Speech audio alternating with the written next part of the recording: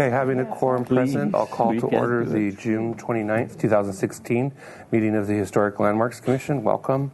First item on the agenda is public comment. Any member of the public may address our commission for up to 2 minutes on any subject that's within our jurisdiction that is not scheduled on this agenda.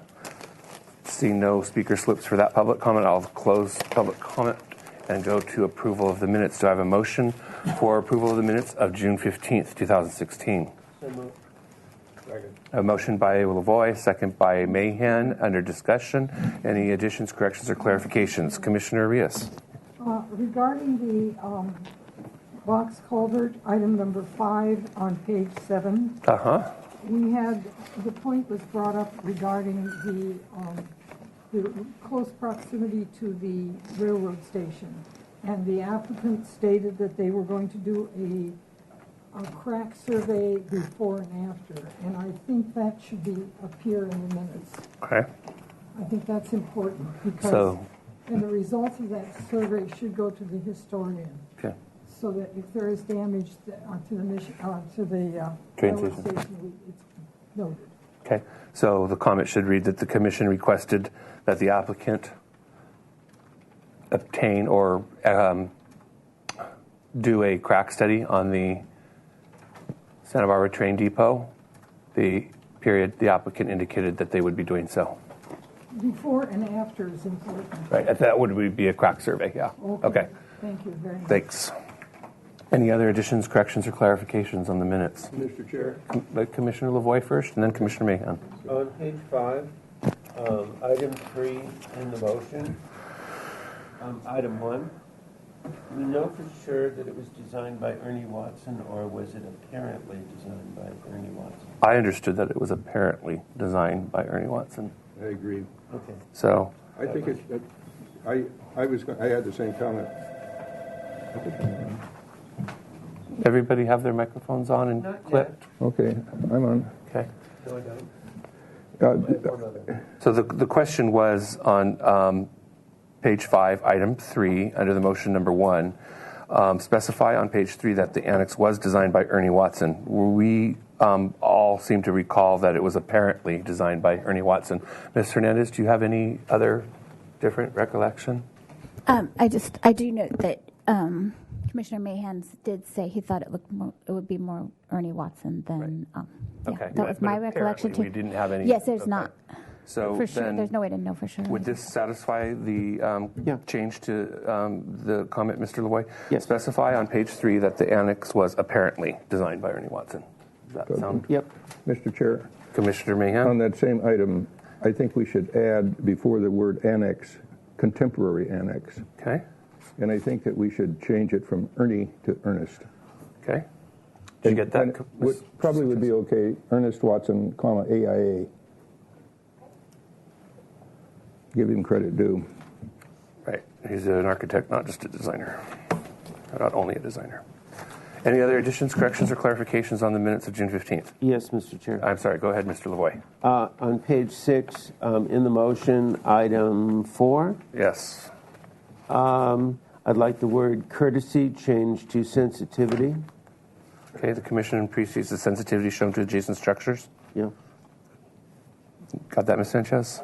There are other places in the minutes where we appreciate something. Appreciating it isn't the same as liking it. Okay. Any other additions, corrections, or clarifications? Okay, all in favor of the minutes as amended? Aye. Opposed? Abstained? One abstention? No. No abstentions. Motion carries. Okay, next item on the consent calendar. Next item on the calendar is the consent calendar, and we do have a comment from Ms. Railing about the consent calendar. Ms. Railing, if you please come forward, and then Mr. Eng will let you read the outcome of the consent calendar. Where did I put this? Right here. Right there? Mm-hmm. Okay. Have a seat, please, and sure. put your mouth up to the microphone as close as possible. Okay. So I'm Virginia Railing, and it's in reference to 29 East Victoria. And I just wanted to make very sure that if I understood correctly, and I apologize for the confusion.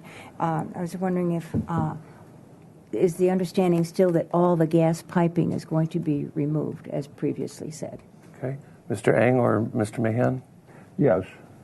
My recollection was when the commission reviewed this a few weeks ago, that we wanted all of the piping and conduit and gas, all of that stuff to be off, to be up and behind the parapet.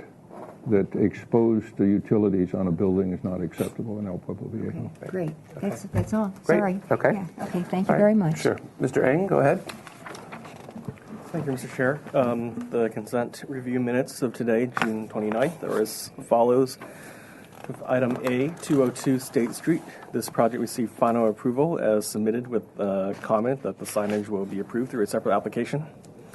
Item B, 302 West Carrillo Street. This project received project design approval and final approval with a condition and comments to provide plan details for the cornice on the trash enclosure wall, indicating it to match the cornice on the Bath Street elevation, that the security gate and wall surrounding the exterior stairs are acceptable, and recognizing that the strip windows above the receiving door are not appropriate to the El Pueblo Viejo guidelines. They have been found to be acceptable as they've been in place for a very long time. Lastly, item C, 29 and 31 East Victoria Street.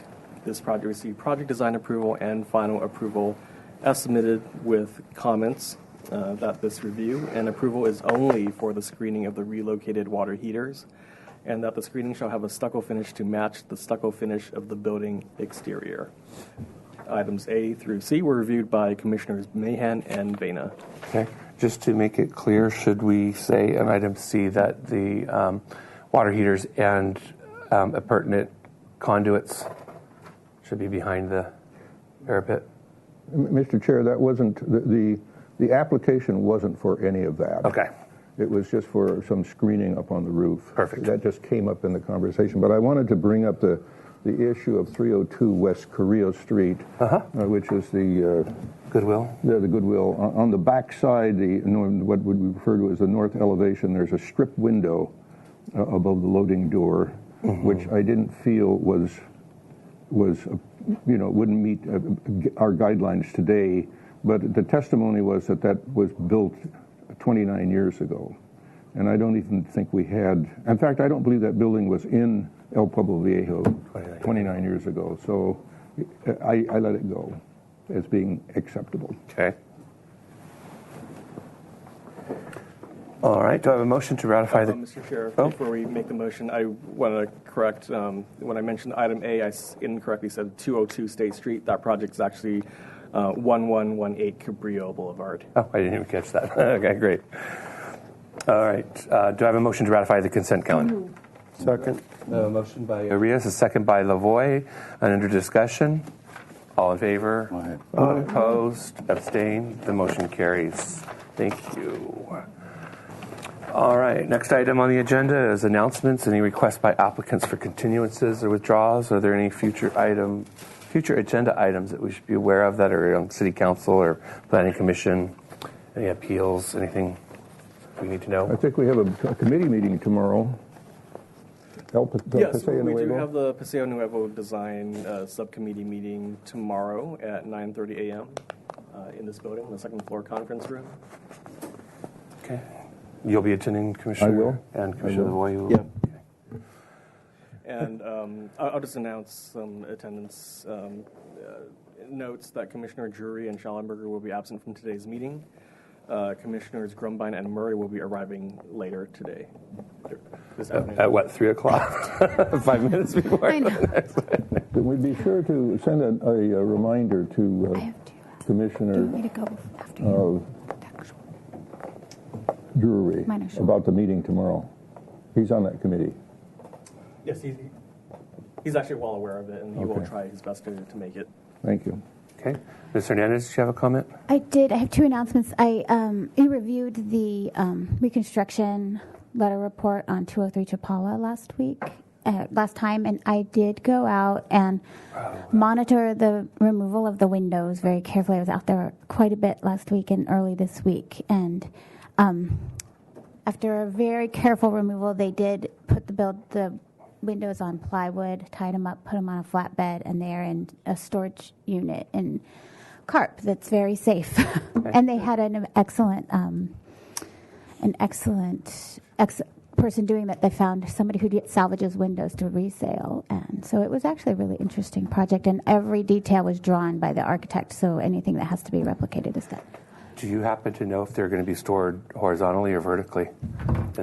I think they're going to be vertical. They should be stored yeah, I think they're going to be vertical because there's not room in there. That'll destroy the panes. Right. It was all. Every moment changed. We thought it would go really well, and then one of the windows, the wood one, was 800 pounds, and how they were going to get that up. So it was pretty interesting, and the library paint job is complete, and the scaffolding's coming down this week. Great. So you've got to check it out. The scroll work is really beautifully done. Oh, good. Yeah. Good. Mr. Lamont. Good afternoon.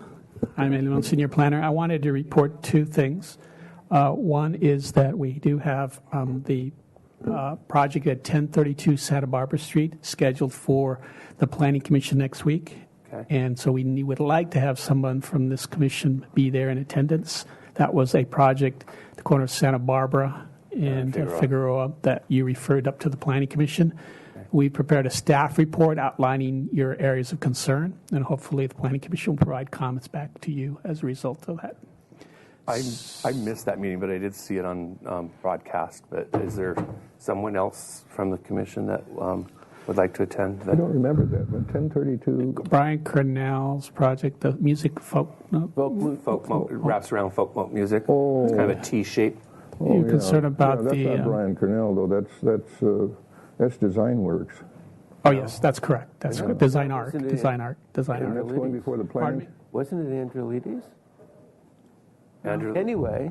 No, I think it was Design Art. I'm getting projects. We have some many projects right now. I'm getting confused with all this. It's an AUD project. I know you had some concern about. Before the Planning Commission as a kind of comments only. Comments so only that they have no purview authority. It will come back to the staff hearing officer and to your. My recollection was that the commission liked the architecture, but we thought that the Figueroa Street maybe should be set back to match the setback of the other buildings. That was, I do remember more of the discussion on Figueroa and some fine-tuning of the Santa Barbara Street elevation. Some fenestration on the Santa Barbara Street elevation, but pretty minor. But we also were concerned about how packed it was on the site. Seemed like it was built properly. Yeah, I think your comments are recorded, and they'll weigh in on the compatibility and location and the access to services. I think was another question. So, Mr. Mahan, could you be able to? What was that again? July 7th in the afternoon. We can send you the agenda and a report. We'll have Mr. Ang do that. July 7th. No specific time. Well, I think we're going to have an agenda out today or tomorrow. We'll send that information off to you. Will you send that to me? Okay. I'll go. Okay, thank you. The second item is just to give you an update on the fact that we did go to the Ordinance Committee approximately 2 weeks ago and had the Ordinance Committee review our staff report that outlined what had happened in 2013 with respect to historic districting. It was an opportunity to give them up to date and laid out a schedule that would involve approximately 6 hearings at the Ordinance Committee. We're going to check in with the Historic Landmarks Commission once a draft ordinance is prepared. But I did want to speak to you with respect to what's on schedule for next month, July 26th, I believe. That it will be a discussion primarily focused on how historic districts work in conjunction with special design districts. And the 3 areas that we're going to use as examples are the Lower Riviera Special Design District that was created around the Bungalow Haven. We're also going to use the Mission Special Design District, which is essentially 1,000 feet from the Mission Part 2 of the EPV, and revisit why those districts were created and try to establish criteria for both the special design districts, why they would be created, and why historic district criteria would be used to create historic districts. Okay. Wouldn't you look at all of the historic districts that were created, including the Riviera Park and El Encanto? Well, those have all been established. We're looking into the future and what criteria we're going to include in our ordinance. Okay. So Ms. Hernandez has, along with me, looked at several communities and the Secretary of Tier standards on what criteria are typically commonly used for establishing a historic district. And it's pretty standard. That there are some additional criteria that could be used in order to establish one. And what I'm getting at is because we want to keep these discussions moving, I don't think we need to come back and have a discussion here until we formulate an ordinance, and you'll have plenty of opportunity to weigh in on that criteria. Right. But I didn't want you to think that we were having these discussions and not including you in those preliminary decisions, because we're going to get direction from the ordinance committee as to how to craft an ordinance. And then we'll be coming back, I think, in early September to check in with you all on when we have a draft ordinance for you to review. Okay. Mr. Chair, Commissioner Rios. I really want to keep landmarks involved in this very much. I don't want things to come back sort of written in stone and we don't have the ability to change and things No, like that. that's what a draft is all about, Ms. Arias. And you've got to appreciate the fact that there's a lot of complexity involved in these ordinances, and we have to start somewhere. And I can assure you that I have a good pulse on where I think this commission would like us to head. And You just set yourself up there. Well, I don't think we're going to propose anything that you would not support. No. And I believe there is an opportunity to appoint a commissioner if you want to see the various drafts that are going to be prepared, if you feel that would be helpful. Is this part of the NZO? No. This is separate. This would be looking at the Historic Structures Chapter 2222 and essentially deconstructing it to create 3 separate chapters. So the 3 areas you're talking about is the Lower Riviera, the Mission, around Mission Special Design District. And the other one? It's going to be actually speaking about El Pueblo Viejo, because El Pueblo Viejo is right now considered a landmark district, and we believe it's more suited to be called a special design district, that in fact we have historic districts within El Pueblo Viejo. Right. Makes sense. And so we don't want to go forward with an ordinance that explains that there are 3 types of districts, a landmark, historic, and special design. So we'd like to just create 2 types of districts, a special design district and actual historic districts. And that's our motivation, to try to make it simpler for the public to understand the difference. That makes sense. So, Ms. Arias, if you'd like to participate, you're welcome to go to the ordinance committees and view the discussions or hear the Well, I discussions. have heard about this from the ABR. Well, I made the similar announcement because Yes, it affects that's where I their learned review. about it. I'm informing all the boards about what's being proposed. Again, we will check in with you at various points on when a draft ordinance is prepared. Thank you, Mr. Lamone. Any other announcements? Okay. I have a question. Commissioner Loy. Perhaps there needs to be a clarification of the difference between a landmark district and a special design district. We have always been a special design district. Right. We always have. That's what our guidelines and our ordinance do. Well- So to call us a landmark or an historic district, it isn't exactly. While it's historic, but we aren't preserving La Vive Carré in New Orleans. Mr. Lavoie, actually, we do have a records of when the landmark district was created, and it was centered on our adobes when they first were designated in the city, and it was a 16-block radius, and that was the original landmark district. I think it made sense then. Yeah. And On the when Presidio. Right. Right. It was actually around the Presidio. And when we expanded the boundaries to get our architectural controls, I think it diluted that to the degree, like you say, it's a special design district. So we're going to advocate that approach. Okay. Commissioner Rios? Will you be informing other groups, citizens groups, so Pearl Chase? Society, Yes, Historic Trust. that was a request made from the ordinance committee that we would include those major groups into those discussions. All right. Any other announcements? No. Subcommittee reports. Anybody attend any subcommittees in the last 2 weeks? We had a meeting with the Paseo Nuevo. Paseo Nuevo, a design group from Los Angeles, I believe they were, and Mr. Lavoie and Mr. Drury and I were there. We think we made progress with them, and they seem to be very cooperative.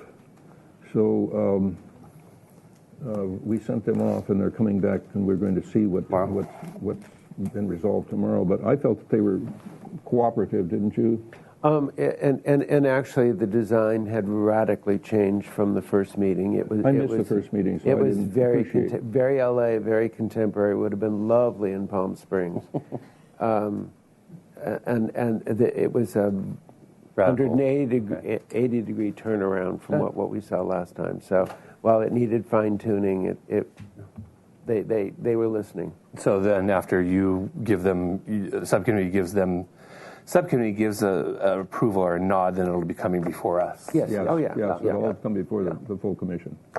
Okay. I attended an ad hoc subcommittee, I think it was last Thursday, for the Parks Department signage at the public parks that they take care of, that are under their jurisdiction. We reviewed different sign types and mainly focused on colors of the signs and the poles of the signs. With the wood poles, they would be doing a 4x4 on the smaller signs and a 6x6 on the larger signs with a pyramidal top, a shallow pyramidal top. And with the steel signs or the metal sign posts, they would be doing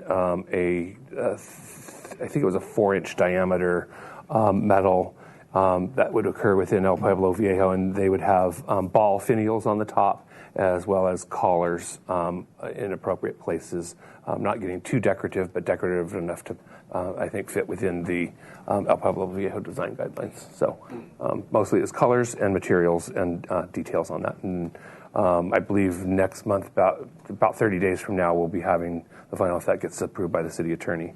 We'll be having the joint ABR HLC sign committee review of that. Any other subcommittee reports? What color did you choose? For the steel, we gave them the choice of Malaga green or gray-black. I'm sorry, black-gray. And for the wood, they're picking a dark brown stain color. All right, next item on the agenda is item number 1. It's an archaeology report for 6100 Hollister Avenue. This is a proposal to construct a new facility for direct relief. Review of a Phase 3 archaeological resource report, research design proposal prepared by David Stone from DUDEC. All right, Mr. Eng? No? Yeah, so the city's archaeological consultant, Dr. Glasdahl, he's reviewed this report pertaining to 6100 Hollister, and he's concluded that the archaeological investigation supports the report's conclusions and recommendations as submitted. Okay, thank you. Mr. Stone, did you have anything to add? Okay, I will open public comment. I do not have any speaker slips, so I will close public comment, ask Commission for questions or comments or a motion. Anybody have any questions, comments, or a I have a motion? comment. Pardon? You have a question? No, I'm working on it. Okay. Speak slowly. No intention of it. This is an excellent report. It answers all of the reservations that I previously had about this site. Thank you very much for a thorough report. Appreciate it. Okay. Mr. Chair? Commissioner Mahan? Yeah, on page 19, the last time that you were here, we pointed out that in the last paragraph, second line of the last paragraph, that instead of ceiling tiles, it should have been roof tiles. That didn't get changed. So we hope that gets changed. Mr. Eng, will you follow up with that, please? Okay. Thank you. And Mr. Dudek, I'm sure, or Mr. Stone will do the same, I'm sure. I don't even think there is a Mr. Dudek, is there? Yes, There is, okay. He's a very nice man. I've not met him yet. All right. Commissioner I Rios. have a comment. And when I read out the areas that were of concern on the GP4 and area, I noticed that those areas mostly were in parking lots, which means that area is preserved, which is nice. I also would be helpful if this map on page, well, it's not numbered, 14. Page is it? What page before? It hasn't got a number on it. Had been complete picture, because I kept looking for the streets that talked about the church, as the possible location of the church, and I couldn't find it. So it would be helpful if that was a complete map.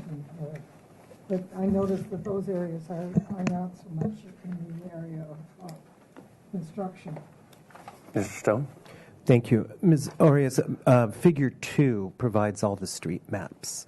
Yes, I know that, but when I'm looking at going back and forth, it helps.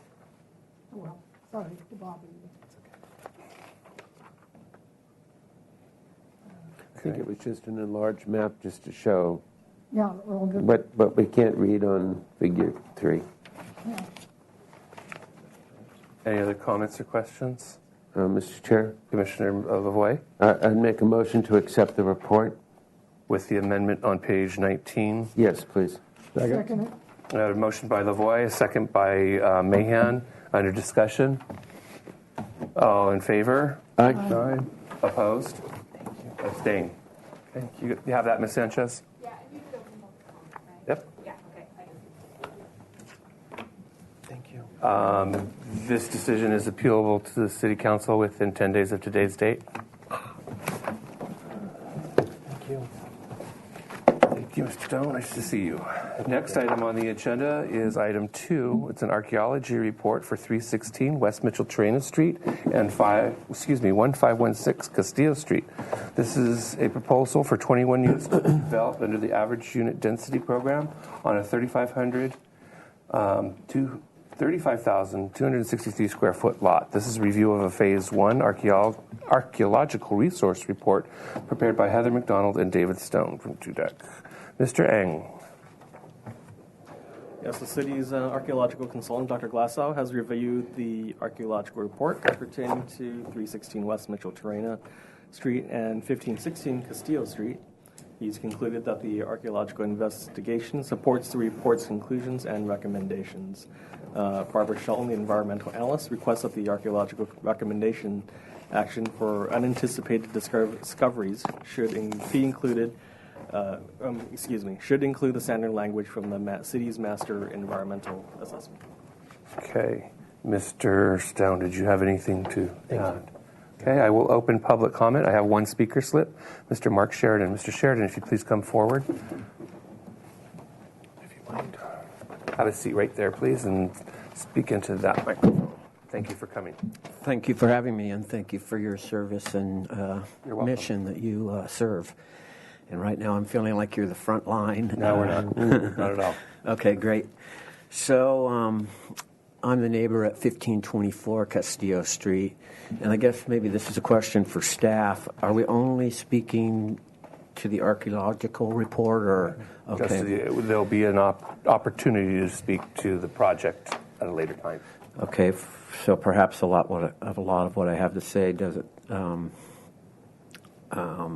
apply, but this project just doesn't feel right for my neighborhood. The lot merger, it seems like some kind of voodoo as far as making the site fit for what they want to do. We're very frustrated neighbors in that the building has been next door at Castillo Street, has been shuttered for many years. And there was a great project before the city to reuse that building and make it work. And unfortunately, that went away. and we ended up with this. So I guess hold on to your notes and Sure. and use those notes when the actual project is being reviewed, because you will have a voice then. But I want to stop you because I want your comments to pertain to the archaeology report. So if you have something specific, my specific is thank you. how are the historic resources directly adjacent to the project considered? Ms. Hernandez, please. There are 3 buildings on the site existing, I believe, that I reviewed. The one on 1516 Castilla Street has lost so much integrity it no longer qualifies as a historic resource. It's been altered.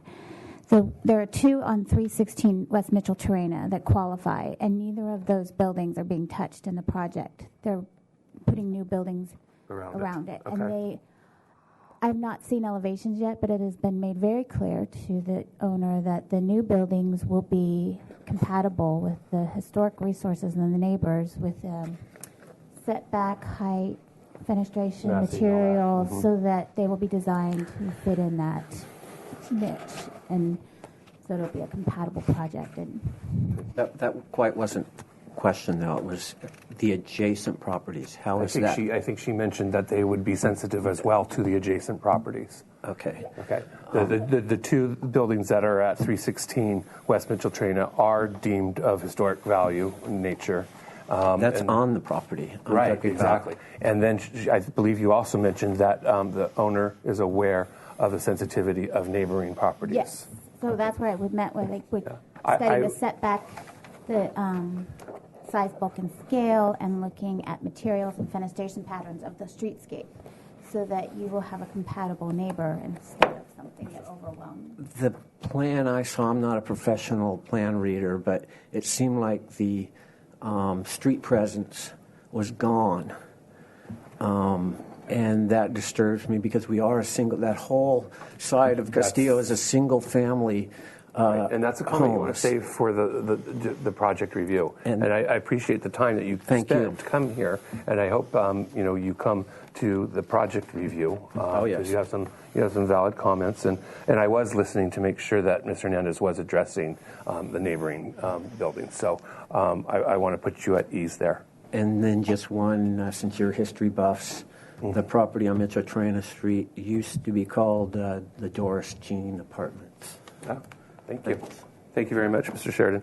I will close public comment and ask the commission if they have any questions, comments, or would somebody like to make a motion? I have a question, comment. Commissioner Lavoie. That's a grammatical question, actually, on page 10.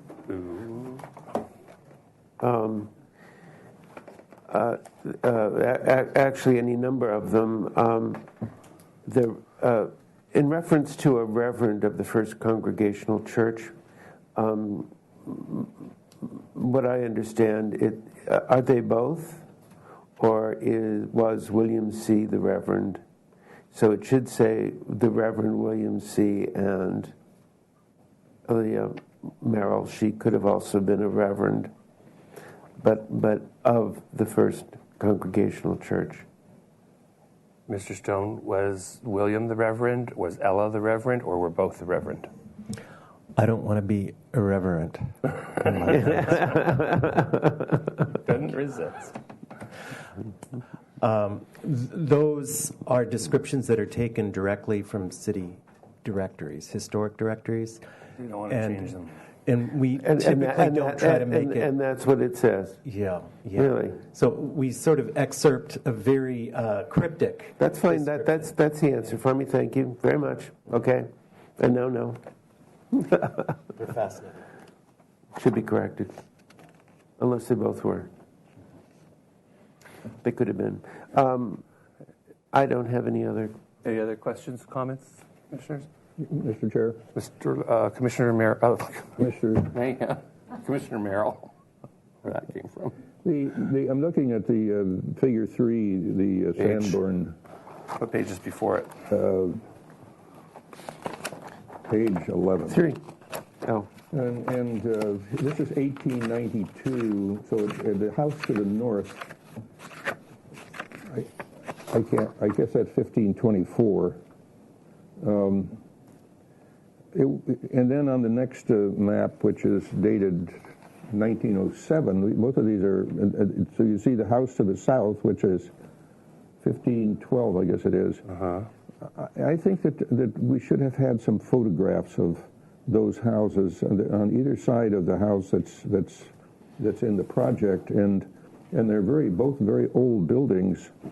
I would like to have seen what those look like in the report, and it doesn't seem to be any photographs. Ms. Fernandez, do you want to address that? Because I mean, we're talking about the one on West Mitchell-Trina, which you said, I believe, had lost integrity. No, I'm talking about on Castillo Street. Okay, so there'll be a historic Street- structures report for those. No, the Castillo Street building lost integrity. The other two are not being touched. So Okay, I'm sorry. since they're not being touched, we weren't going to have a structures report on them. So the ones on Castillo Street. The one on Castillo Street has lost all integrity. I mean, it doesn't qualify. Okay, so the appropriate place for a photograph or For the a neighbor. picture would not be in this document, but would be in a historic structures report if there was a historic structures report required. Okay. I appreciate the comment, They are but great buildings, by the way. I Yeah. looked at them very closely. But wouldn't they be in an addendum letter addressing the impact of this development on these immediately adjacent historic structures? Well, we didn't think that it would trigger a report because we didn't think it was impacting.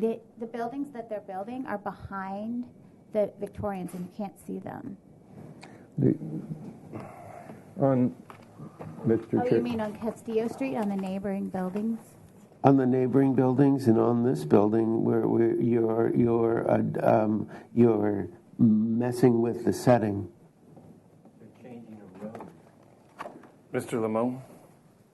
Just curious. I think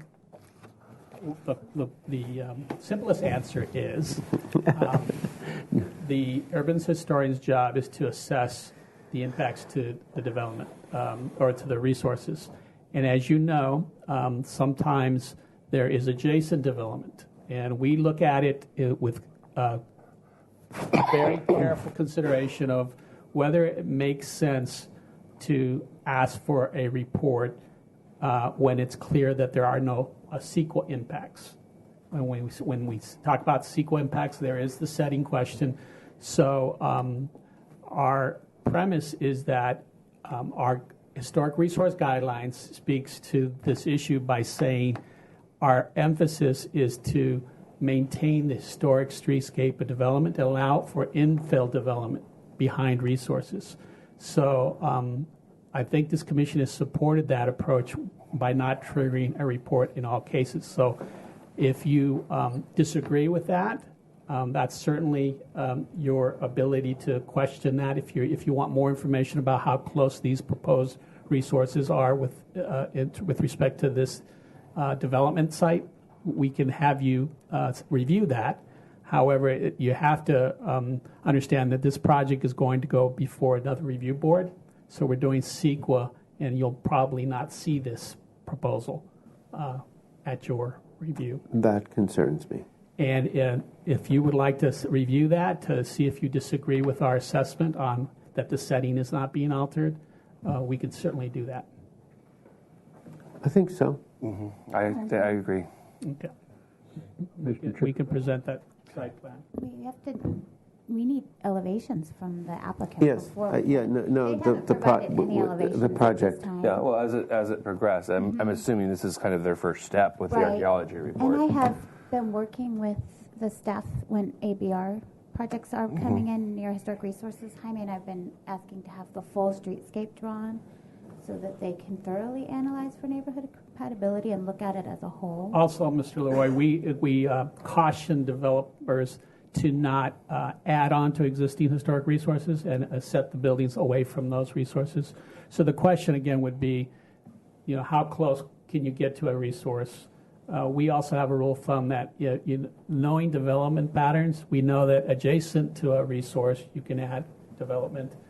And this commission is weighed in when there's something considerably different. If we feel it's incompatible, we would guide them away from that type of proposal. Okay. So we think these structures will be compatible. and you can certainly look at that site plan. Okay, and we're sort of deviating from the archaeology report, but it's important to get our concerns answered now, I think, so that it doesn't go away from us. We as staff certainly want to be consistent in the way we interpret impacts to setting. Sure. So if this commission wants to look at projects that are not necessarily within your purview to determine the appropriate setbacks to historic resources, that might be a different discussion. Right. Okay, Commissioner, I'm going to hear from Nicole, Ms. Hernandez first, and then I'm going to go to you, Commissioner, Ms. Hernandez. I can attend the ABR hearing and discuss any issues I think their plans may have to the setting as well. If they're not meeting the setback that I had noted in the pre-meetings or things like that. I mean, I've done that before, gone to single family. Right. Commissioner, let me just finish that. Is that? That makes me more comfortable. Yeah, not completely, but more. Okay. Commissioner, yes. Well, I don't have any problems with the archaeological report.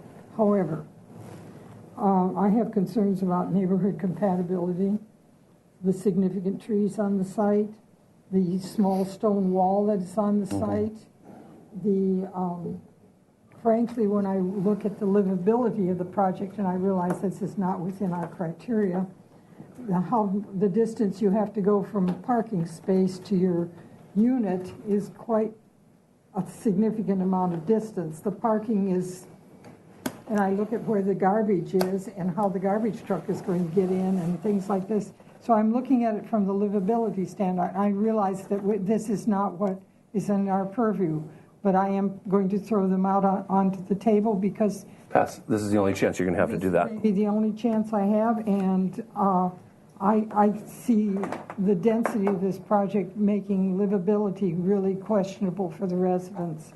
I'm glad they're saving the tree of the house on Mitchell-Torrena Street, but there are other things that are significant in this project that has a lot of impacts in the adjacent neighborhoods. Okay. So I think I'm sorry.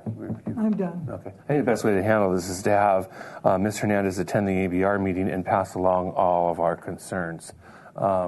If anybody disagrees with me, let's hear it now. But I'm going to look for a motion for acceptance, or I'm going to look for a motion on this archaeology report for 316 West Mitchell-Torrena and 1516 Castillo. Can I ask whether the stone wall is significant?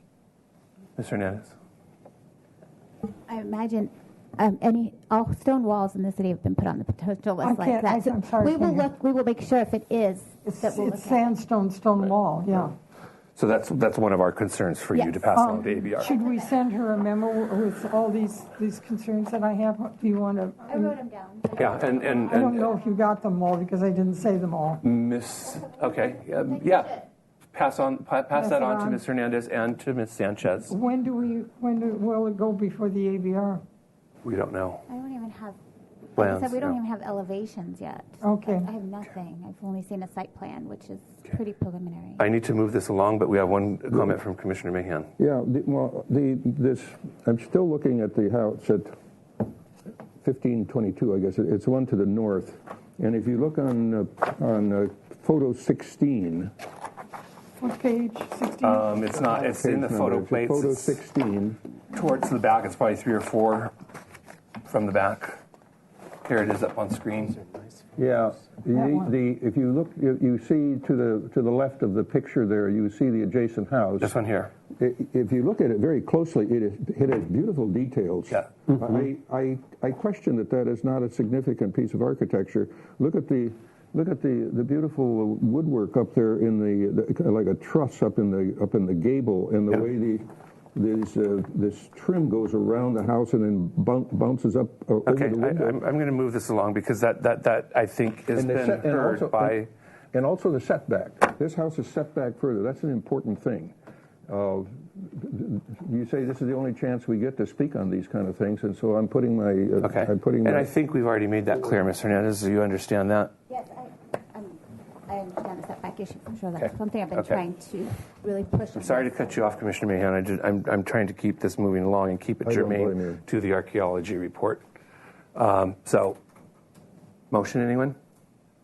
Mr. Stone would love one. I would love one. Are we done? Any other comments? I asked if anybody else had any comments. No comments. I thought I did. I'd make a motion to accept the report. Second. A motion by Lavoie, second by Bena. Under discussion, any discussion on this? All in favor? Aye. Opposed? Abstained? Thank you. I just have to say, I think this is the first time my photos have engendered such productive discussion of historic. Thank you for them. As opposed to the lack of photos and that discussion. But yes, no, you're right. Your photos did spurn some discussions. Thank you, Mr. Stone. All right, next item on the agenda is a historic structures report, item number 3. This is a report for 1626 Santa Barbara Street. This is a proposal to construct a 2,537 square foot, 2-story single-family dwelling with an attached 471 square foot, 2-car garage. This is a review of a Phase 2 historic structure site letter report prepared by Post Hazeltine Associates. Ms. Hernandez. Thank you, Chair Suding and Commissioners. I did review this report, and I feel like it does meet all the CEQA guidelines and the Secretary of Interior standards, and agree with the conclusions of the report. Okay. I will open, or actually I'll ask Mr. Hazeltine and Mrs. Post if they have any comments. No, but we're happy to answer questions. I know that. I will open public comment. Or maybe not. I do not have any speaker slips. I'll close public comment and ask the commissioners if they have any questions of Mr. Hazeltine. I do. Go ahead, Commissioner Lavoie. Would you consider including in your report that the modest scale of the proposal further decreases any negative impacts on the existing historic resource? I think it's an important part of this proposal that it is so modest. So that just to clarify, the modest amount of area that's being altered. No, the scale and size of the proposed new residence is so modest that it does not negatively impact the resource. Someone could come in here and put this great big pile of a thing in there and it would negatively impact. I think it should be part of the report. We certainly could add that. I noticed they've started framing and started construction, and it looks on the additional. On the original house. On the original house. Yeah, we approved that. Yeah, that one. Yeah, the garage. Yeah. All right. Any other comments or questions? Mr. Chair, I'm not Lavoie. I'm sorry, Commissioner McCann. The other will the architecture come back to us? This project will not be coming back to us. Will not be coming back. Correct. Will it go to single family design board? No, it's already been permitted in. No. No. Am I missing something? No. Yes. No, the Spanish building. The new one. Okay. The project's going to be reviewed at ABR. Yeah. ABR. Because there are multiple residences on this property. Do you have any concerns you would like to pass on to ABR? No. Okay. All right. I make a motion to accept the report. With the correction.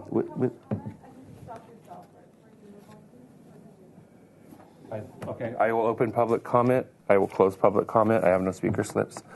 I did do that. Yeah. Yeah.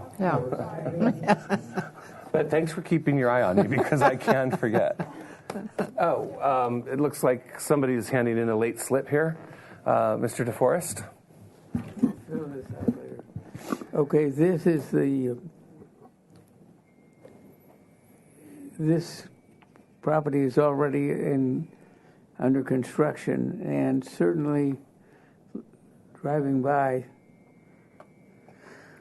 it's certainly the new 2 points. The point the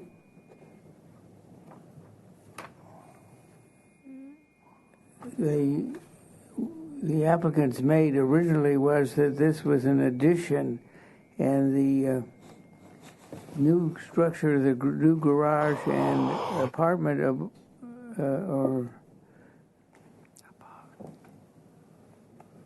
next to the 1626 house is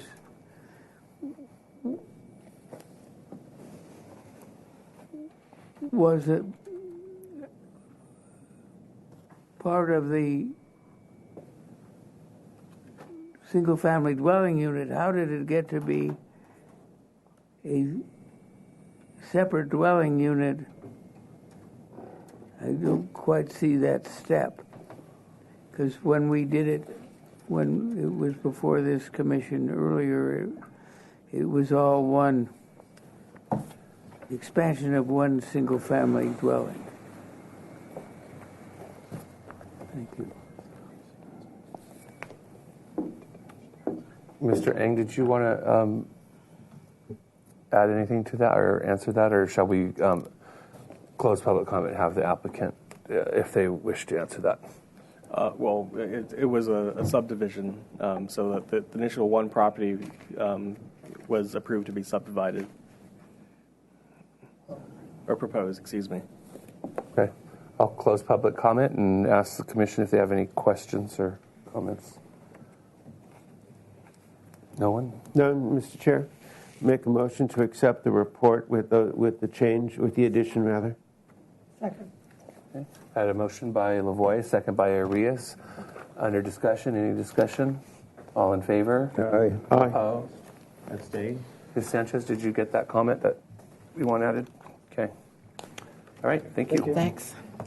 Do you want your report back? Yeah, thank you. Next item on the agenda is project design review.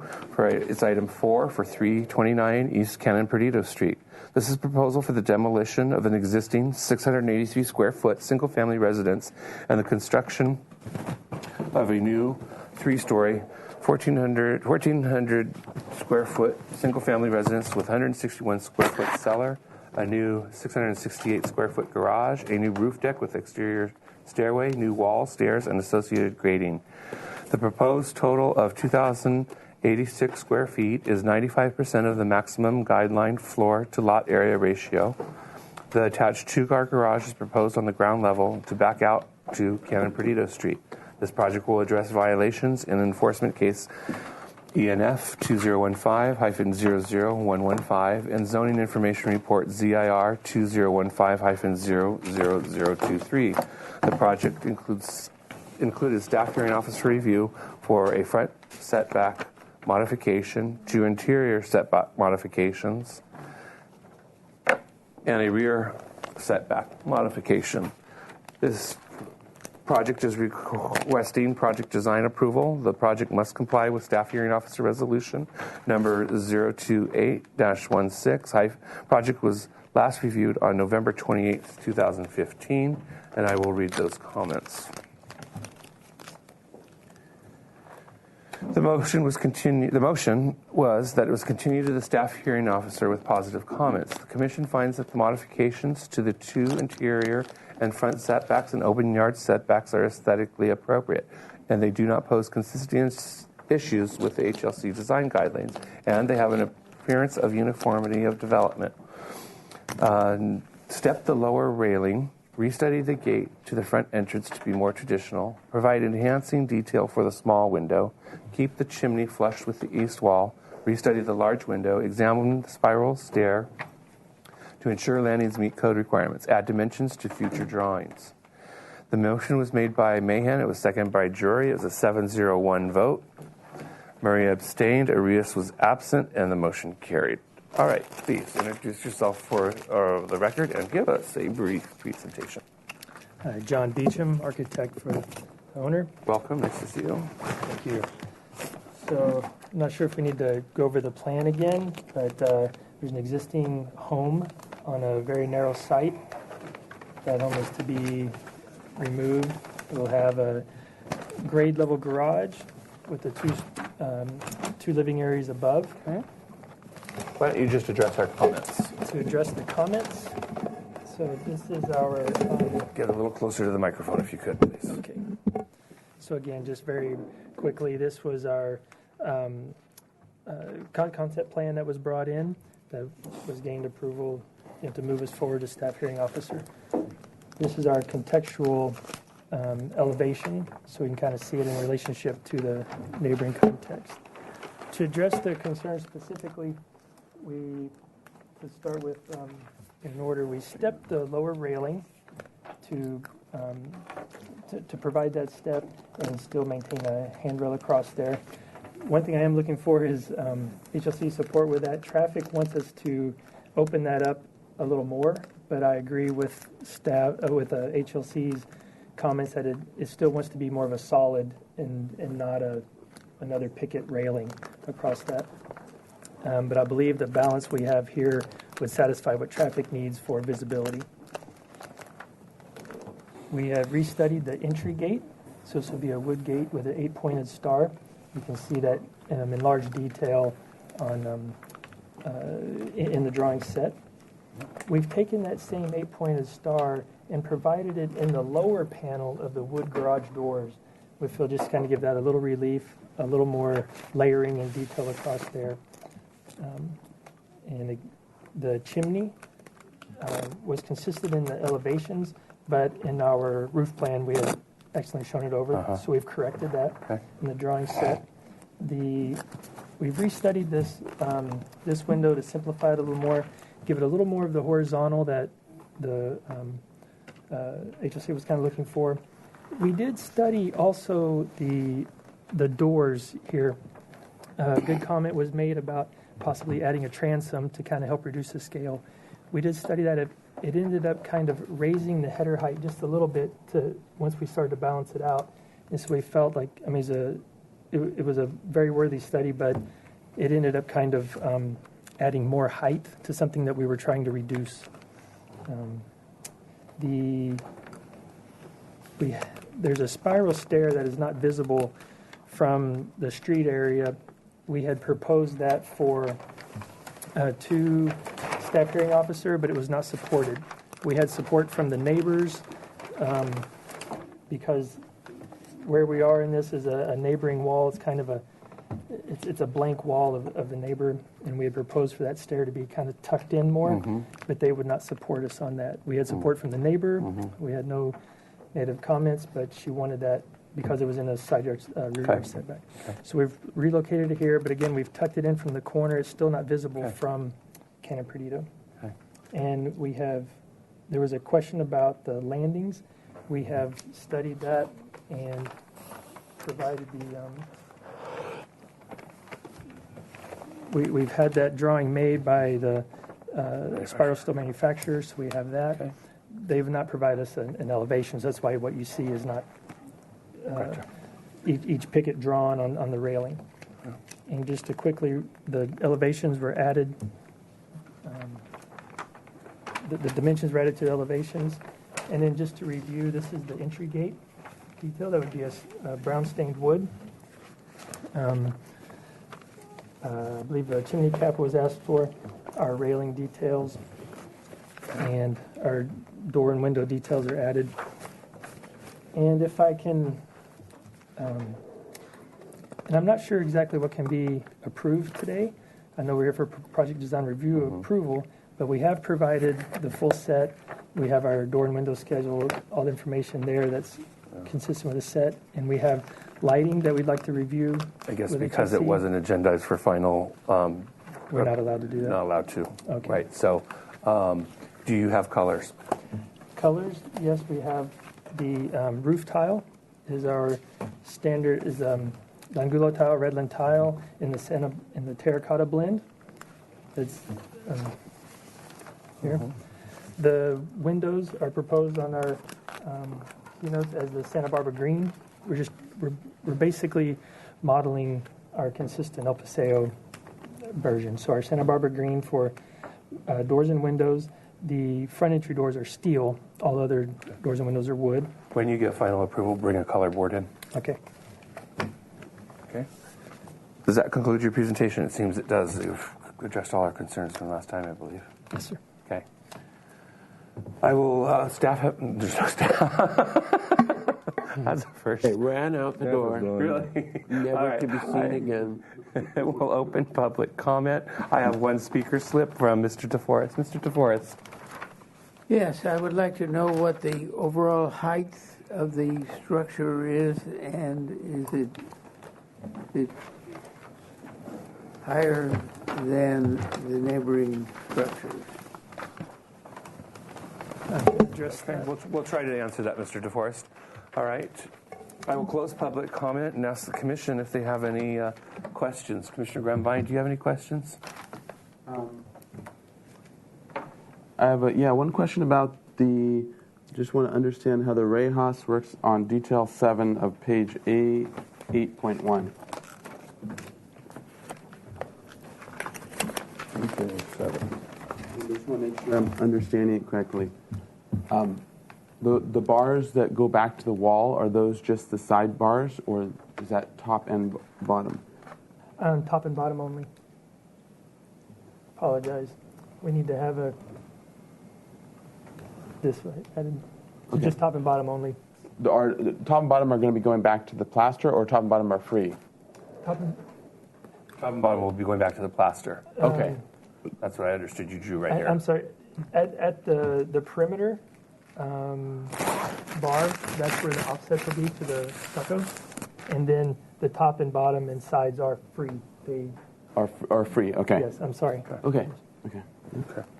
Commissioner Vena, any questions? No, good. Commissioner Reedus, any questions? Was that a no? I'm sorry, I didn't see. No. Okay. Commissioner Lavoie, any questions? Yeah. Did this board actually tell the applicant that they wanted the windows more horizontal? I don't remember that as being a comment. Really? You did?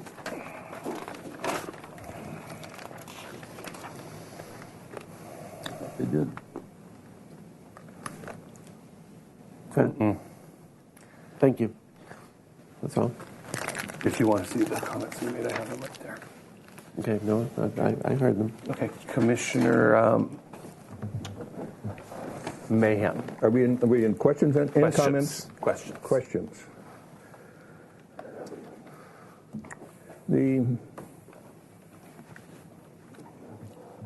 I'm looking at this stepped wall of going up to the steps. On sheet A40 or A41? A41. And you're talking about this here. Yeah. I'm getting into a question. I mean, I'm getting into a comment. It's hard for me to question. I question the design. Okay. But I can't. Okay. I can't go further than that without getting into a comment. All right. Does anybody else have any questions? And we'll start with Commissioner Mahan's comment then. Yeah, I mean, we asked you to step that wall, and you did step it, and I think you tried, but I don't think that's coming off with the railing on top of it, and I don't even think it will meet code. You know, the 4-inch, that 4-inch thing, children will fall through or something like that. So. It may be that the stepped wall won't work. I can see the problems that you're facing. I just don't think that this iron thing that goes on top spoils the traditionality of it. And the railing is actually inset from the wall. Yeah. So the wall is free. But even so, it's.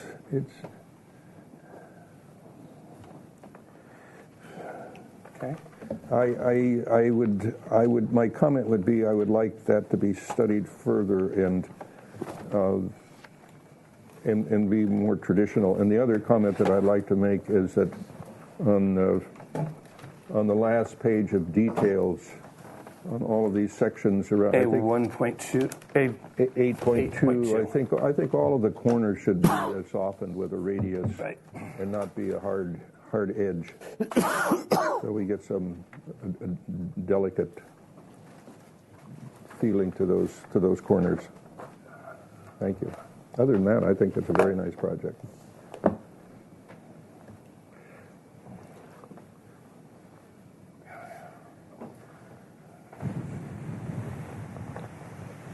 Commissioner Lavoie. Overall, I think you've achieved a good design. There are details that really need to be redesigned. The rail is one of them. It is rare that the handrail itself rides on top of a step wall.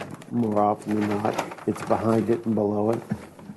So if you have one thing that is often done is to have it solid for the upper part, and if transportation wants transparency at the bottom, to switch to pickets and iron for the bottom 4 feet or bottom segment of that step. Step walls do get high because of what high from the handrail. That happens. The windows are on the front elevation are really problematic. They're just too contemporary. They need to be more vertical than horizontal, and expressed as individual units. I'd like to see a detail of the front door, the garage doors rather. It doesn't look traditional, even with the addition of the star motif on just the bottom panel. It needs to look like it's a panel door. I'd suggest that on the chimney cap, since it's open to the front elevation, that you add a screen in that little pointed arch area to at least somewhat obscure your code required mushroom thingy, which I hate, but we're stuck with them. Other than that, I think you're there. So, Commissioner Rios, please. Mr. Chair, the public asked a question about the height of the building, which I would like responded to. Okay. Then I will ask the question, what is the height of the building? In relation particularly to the neighbor. Our height from grade... Into the microphone, please. Our height is 32 feet, 1 1/4. Our neighboring height... A4 shows all the neighboring heights. That's correct. And A4 sheet is 2710 for the neighboring height. And then the predominant portion of the house is 37 feet, but to the top of the tower that's behind the project is, we don't have a measurement that we can trust, but this is drawn to the elevations. Okay. So you're somewhere in between those two. Well, I think we're at about 47 feet. Okay. Any other comments, Commissioner Rios? Okay. Commissioner Vena, any comments? Commissioner Grumbine, any comments that haven't already been made?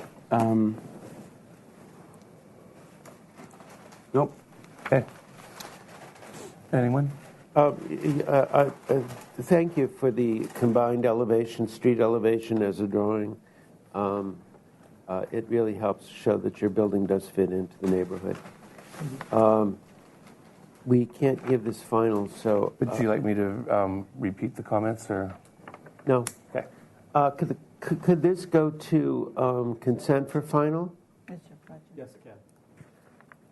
You can give it project design approval. So I would make a motion for project design approval requesting the following changes. The design of the step wall to be more traditional. The design of the windows and French doors fronting the street, Canapredito Street, to be more vertical than horizontal in a traditional composition, and that the garage doors have a more traditional design, suggesting that they be panelized, and that the chimney termination have a screen material in the face, in the plaster face, to help obscure the mushroom cap. Spark arrestor. Spark arrest. Well, yeah. And the soft corners on Yeah, I was going to say and soft corners on the softened corners of plaster at the fenestration. Parenthesis details on sheet A8.2. Probably on all corners. So softened corners of plaster at all corners. I'll second the motion. I think that it would be important to see this large window an elevation of it, a complete elevation of it, where it's not blocked by the railing, so we can see what the kick plate looks like, etc. I agree. Okay, so we're adding that comment. Provide a unobstructed elevation view of the Cannon Perdino fenestration. And Bill, you're comfortable reviewing that on consent? Mr. Mahan? Okay. Motion by Lavoie, second by Mahan. Under discussion, is there any other discussion? All in favor? Aye. Opposed? Abstain. One abstention. Commissioner Murray. Abstain. Two abstentions. Commissioner Arias and Commissioner Murray. Motion carries. This decision is appealable to the City Council within 10 days of today's date. All right, next item on the agenda is item 5. This is for 518 State Street. This is project design review. I did. Would you like some vodka? No, I really did. He did. He had a long motion anyway. He did. But thanks for watching out for me, because I do slip. All right. The next item on the agenda then is item 5. This is a revised proposal to install one freestanding permanent canvas tent canopy, 1,509 square feet, with oval steel pole frame. The original proposal involved 3 separate canopies and a new 138 square foot storage enclosure. The proposed storage enclosure has been eliminated from the scope of work. This application addresses violations outlined in enforcement case ENF 2012-01002. Action may be taken if sufficient information is provided. Project was last reviewed on May 4th, 2016, and I will read those.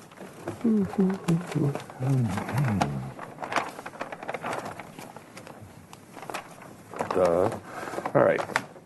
The motion was to be continued 2 weeks with the conditions that the wrought iron fence is nicely detailed. However, the repetitiveness is problematic and needs relief, perhaps with pots and or planting. The trusses need to be more traditional looking or disguised. The roof plan needs to be resolved. Return with an awning fabric sample. Any lighting proposed needs to be traditional. The motion was made by Vena. It was seconded by Arias. It was a 7-0-1 vote. Murray abstained. Schallenberger was absent, and the motion carried. Good afternoon, everyone. I'm Howard Witosh, the architect. This is Krishan Gupta, my client, and the tenant on the property. He's not the owner of the property. Okay, welcome. Thank you. So, just to give you an idea of where we were previously, Todd Stock was the previous architect and designer, and he proposed basically a canopy in which the elevations and materials were shown in this manner. This is the proposed west elevation along the Paseo. This is the north elevation from the parking lot. This is the south elevation from State Street. I believe this is that. So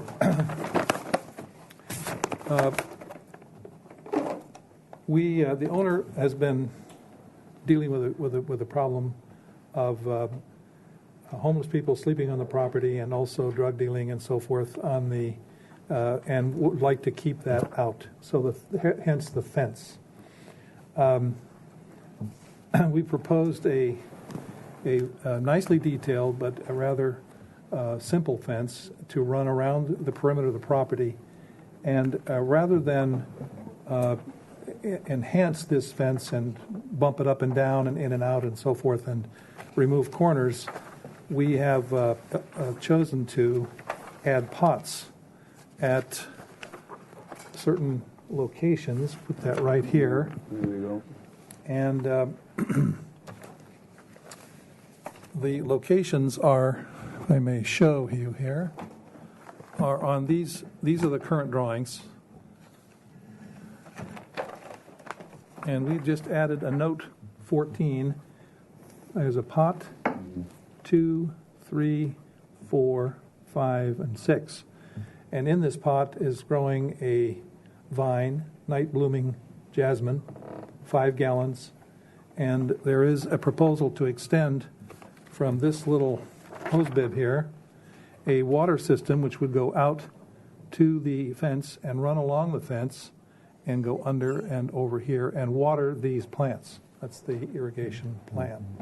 I do not have an irrigation plan, but that is the proposal.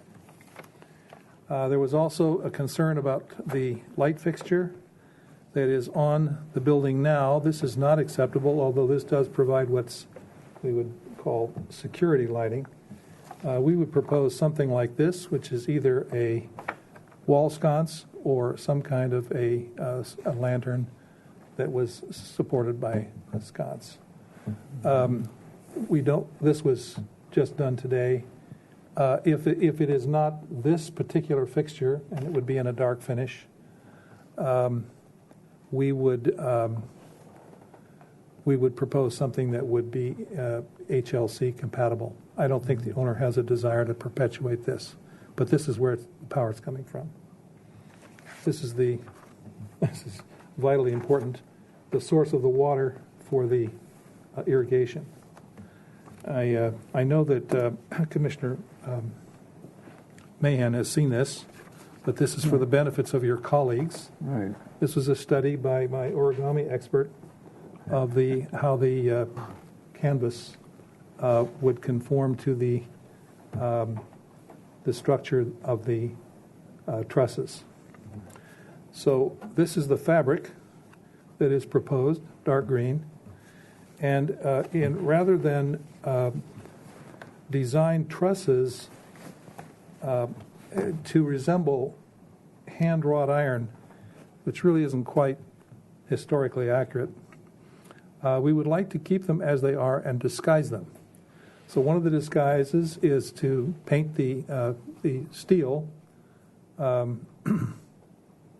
spray epoxy factory finish Malaga green, which is the green that abounds in the city's public works and other utility structures around town. It will fade into this color. And we would like to add, I believe there's a little piece here. What happened to it?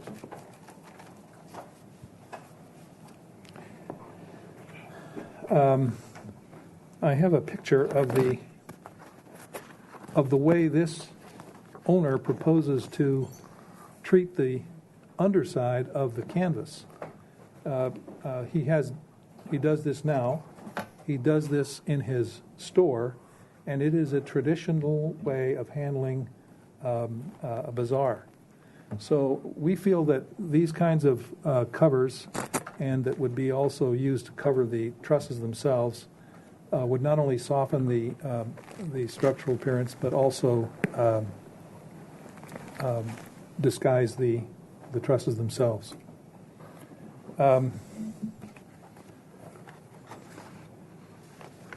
These pictures are really this is the existing trellis that's there. The fence would run along here, and this corner actually has its own feeling because of this truss, because of this trellis. And I believe this is a current photograph taken after this. Where is that picture of the? Yeah, this was painted green at one time. It's now painted white, and it will remain painted white. Okay. Is that your presentation? Let me see. Was there anything else? I'm thinking that. You have the Canvas, the trusses, the fence. I believe that's all for now. Yeah. Okay. Thank you. Yeah. Mr. Chair, we'll switch chairs. I will open public comment. I do have 2 speaker slips. First one will be Kellum DeForest, followed by Maggie Campbell. Ms. Campbell, if you'd please come up to the front row. Mr. DeForest. I have a question. Since this is fabric, how it says permanent, and then it's canvas. How permanent is this fabric? And if it starts to get to deteriorate, when would it be replaced? Okay. Ms. Campbell, if you could please actually come over to this chair here. Mr. Witosh, if you could remove your plans. And please introduce yourself and speak directly into the microphone. Certainly. I'm Maggie Campbell, the Executive Director for Downtown Santa Barbara. Welcome. Thank you. I've been here in Santa Barbara for 2 years doing my job, and I wasn't here when this was originally permitted, so I don't know if it was originally approved by your body. I would like to know that. It seems a very temporary structure.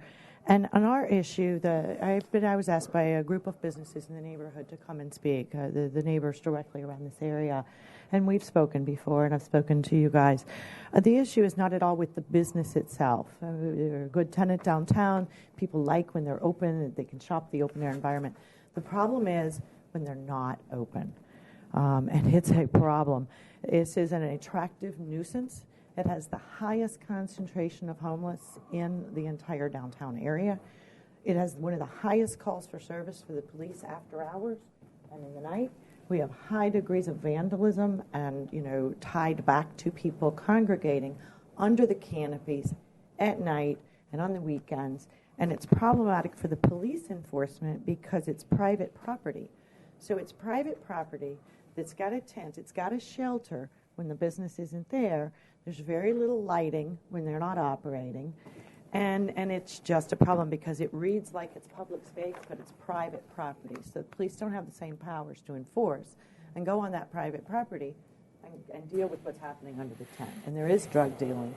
It's documented. It's sort of this perfect storm area. So approving the proposal for a tent over private property that the city issues a business permit to conduct business under occasionally without conditions to require a secure space when it's not in business is a very troubling precedent in our historic district.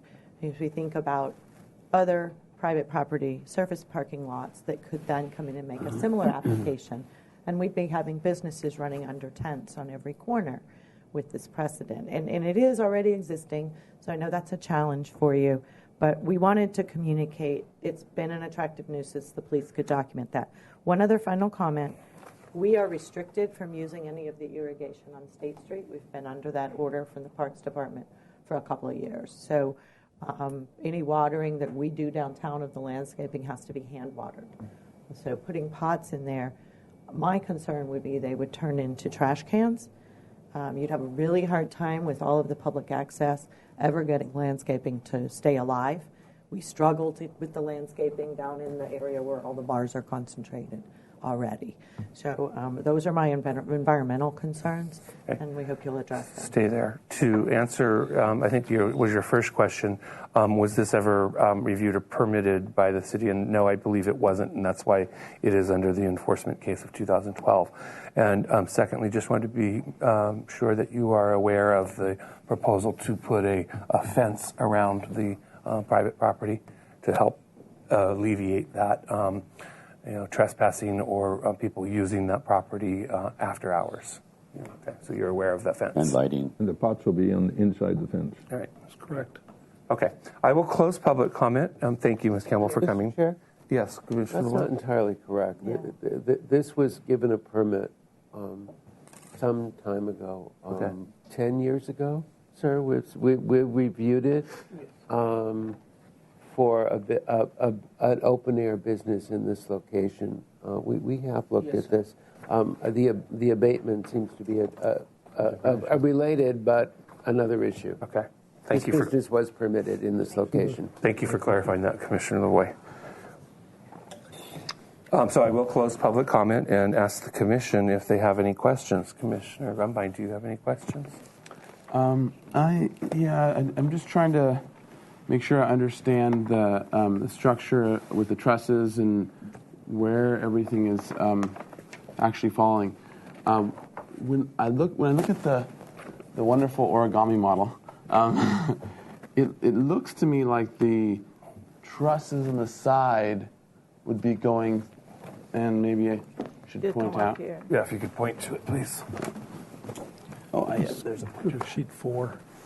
It has the framing plan. Okay, I think he wants to talk about the origami first. Oh, Yeah, so I'm just trying to figure out if this is actually the shape on per the plan, because this here, if you look at the plan. Okay. Let's go to the plan that shows that. Or the truss layout. Sheet 4. Sheet A4. This is the roof plan. A5. Okay, so this is we can look at it here as well. So this looks like it goes in a straight line, which would be really from this point straight up to here. Yeah. And I'm just trying to. This line here, you want me to clarify? Yeah. Yes, it's a question for you. This line is all one elevation. Okay. And that's this elevation right here, correct? All one datum. It returns back to here. Yeah. It climbs here, and then this line is all one elevation. Mm-hmm. Just like this one right so here, it's right? pitches. This is a hip. This is a hip. These are trusses that span from pole to pole. So the trusses, the hip, in fact, is a sewn-in fabric cable. Mm-hmm. This is a truss. This is a truss. So it's framed, but the fabric actually stretches between the trusses and the cable.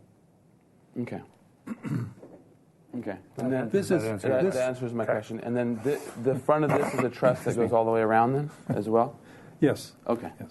Yeah, it goes around behind this building, around the trellis, behind the trellis and behind the building, and then it returns. Okay. And that's shown on the previous page as well. Okay. Thanks.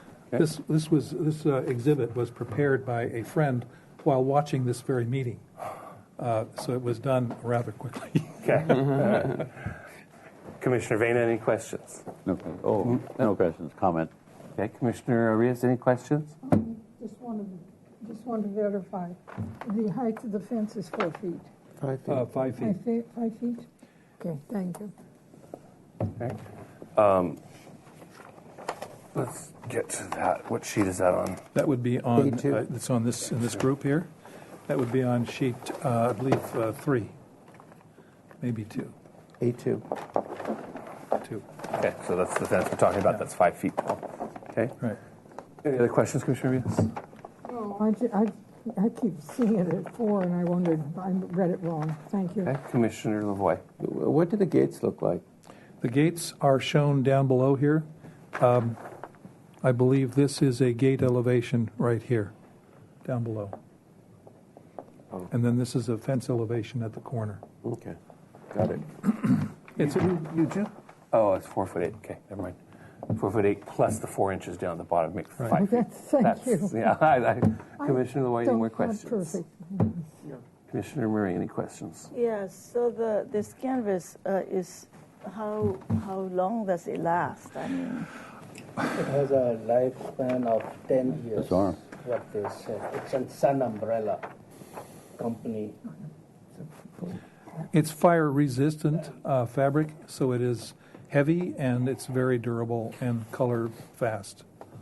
And when it wears out, it will be replaced. But it's good for 10 years. Commissioner Mahan, any questions? The canvas that you're going to hang underneath to obscure the trusses, that's incombustible? It can be sprayed to be fire resistive, which is what he has done in his building down the street. And these are not canvas. Oh. These are fabrics that would be sprayed with a fire retardant or fire resistant. And they're decorative like that. They are decorative, very much so. It'd be a totally different look from just seeing the underside of dark green. So, no other questions. Okay, Commissioner Grumbine, comments. Okay, so I guess the comment for the structure is if it, and I don't know how this commission has dealt with it in the past, but if there is, I mean, part of the danger of having the trusses is that when the canvas wears out or when you can actually see it, then you have something that's not as visually appealing, and it definitely doesn't have the Spanish Santa Barbara feel. So I don't know if there's how that is controlled, but just in terms of comments on the details here, the posts that are showing at 3 by 3 inch by 3 inch newel posts, and maybe I should have asked this as a question, is there a way of getting those down smaller? Because at 3 inches by 3 inches, it really does read as a big tube steel thing instead of as a wrought iron thing. And so if there was a way to really bring that down, I think that would be important. And then in terms of the patterning issue that we had asked for some variance last time, I think that some alteration of this very, very strong pattern, even if it's just keeping the same pieces and just, instead of going all top row, bottom row, doing alternating of in and then back up and out and then back in and out, or some sort of a variation, I think should be considered. And then I like the idea of the fabrics as long as it passes all the other codes and it can be kept covering the frame. I think so. Those are my comments. Your second comment was consider varying the pattern of the collars and scallops. Yeah, those straps for. I mean, you can even keep the same detail and just vary it so there's something. Yeah. Okay. There's some. You're talking about the pattern in the field or at the top? Yeah, the field of you have a little like a C and then you have a strap. So you could even keep that, but just alternate in some way. So you have one in the center, one up, or 3, or 2, or 1, whatever. Maybe just some sort of a variation, so it's not just the exact pattern all in a row. Okay. And those could be like panels or just some variation, basically. Commissioner Vena, any comments? Small comment. You had mentioned the night blooming jasmine vine. That's generally a shrub, so you'll have to find something else that is vine-like, presumably. They don't come in the vine variety? The star jasmine does. Star jasmine. Star jasmine, evergreen we would jasmine. say star jasmine. Okay. Not the night blooming. No. Yeah. All right. So done. Star jasmine may bloom at night, but it's not the night blooming jasmine. But it is also fragrant. Yes. Very fragrant. Yes. Not quite as heady as the other one. Yeah.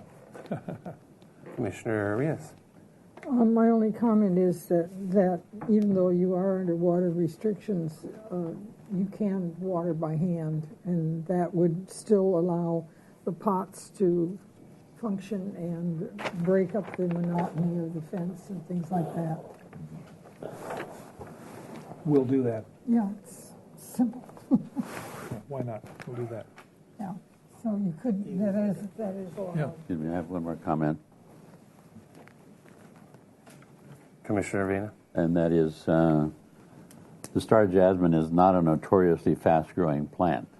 So as you have it separated pot by pot and you want any kind of coverage, you may have to resort to something other than a jasmine in particular.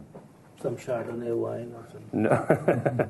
No. All right, Commissioner Lavoie, please, comments. I still don't think that the canopy detailing is traditional enough. It's just not. It's a modern industrial solution.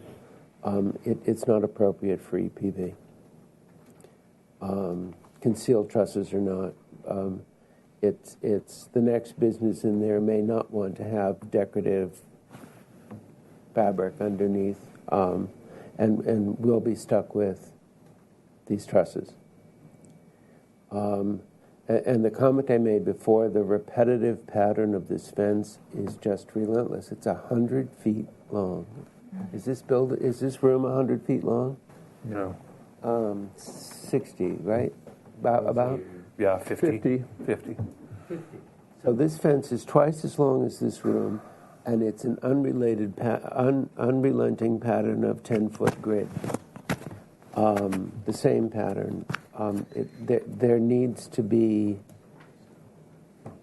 It needs to be designed. It needs to be designed intentionally, not to be this boring, to put a word on it. Also, the looking at the detailing of how this rail gets attached to the posts is a very untraditional way of handling iron. For the neighborhood businesses, she's still here. There she is. The fence is 5 feet tall. That's appropriate. I think it will help in the security issues that you have. You may consider 6 feet, actually, to make sure that no one hops this fence at all. And that would be in your best interest, particularly along perhaps the back and the sides with the State Street at the 5 foot height. I wish that the gates looked more like gates than rolling panels that just slid behind the one in front. That's going to be very obvious, particularly on State Street, because you walk right by it. It really should look like a gate, and when it's open, look like it's welcoming people in. You know, we've been talking about this for a very long time. I'd like to help you along, but this still doesn't pass muster for the district. Specifically, the truss. No, the post supporting the. I have more issue with the post supporting the truss than the truss. Actually, the whole thing is just too contemporary. It lacks romance. Romance? Romance. It lacks romance. Commissioner Murray, anything to add? And I agree with all those comments. Bill Lavoie articulated them really well. And I think this should be, it's like that Maggie, it's going to set a precedent for this kind of things in APV. So I just think it needs a lot of thought, a lot of talent, a lot of imagination. It reminds me of when for a long time, there was that long review of that outdoor restaurant over at the Naval Building in the Maritime Museum. They too went through all sorts of iterations. Finally, they came up with something with the sailboats kind of canvas and cover that is so appropriate for the waterfront and so imaginative and useful, and that's really what needs to happen here. Something very Spanish, very elegant, very playful, and something that you want to go by all the time. This just looks like a big cage just because you need security. Boom, this whole, unrelenting cage. Can you move your chair? You're on. Sorry. I think the space could be more designed in a round space or something to break that linear space, and maybe some canvas will be higher than the other one, kind of tier canvas, or you see it in real bazaars. There's sort of a fair attitude about it in Spain. I don't know.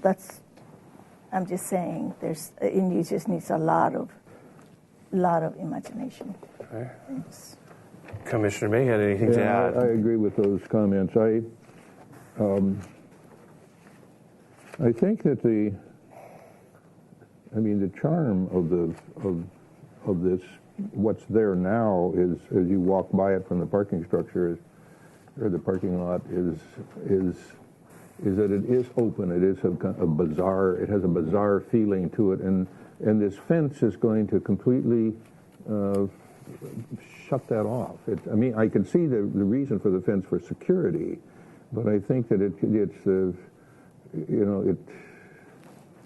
kills the charm of the bizarre feeling of it, and I don't think this is the right solution, unfortunately.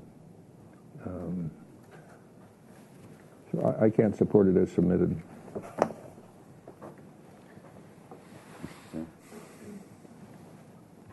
Maybe even some offsets.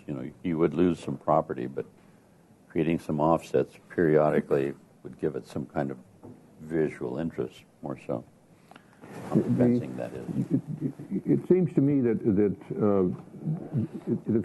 the fence needs to be able to be opened up in the daytime when the thing is in operation. slide open, or what, and then at nighttime for security, it's slide shut, so that when people walk by there and they see a table full of rugs or scarves or whatever, they can just kind of walk in. They don't have to go clear to State Street and then go clear back into this 100-foot deep. The fence needs to be more accessible during business hours, and then I think that's one of the things that's wrong with the fence. It's too permanent. Okay. Shall I summarize the comments? Yeah, go ahead and summarize. The 3x3 newel post should be smaller in dimension. Consider varying the pattern of the collars and the straps on the pickets. Consider a vining plant that grows rapidly rather than the shrubby jasmine that is proposed. Hand water any potted plant material. The canopy solution is not traditional enough for EPV, especially the posts. It lacks romance and elegance. The pattern of the fence is still too unrelenting. There needs to be more design to it. The connection of the rail to the posts is not traditional. Yeah. You may want to consider a 6-foot height fence. Gates should look more like gates, especially during open business hours. The Commission is concerned about the precedence of an approval with this proposal. Consider breaking up the linearity of the space. The fence detracts from the shopping/bazaar nature of this space. And that's not B-I-Z-A-R, that's bazaar nature of this space. Those are the comments that I captured. Mr. Chair. Commissioner Rietz.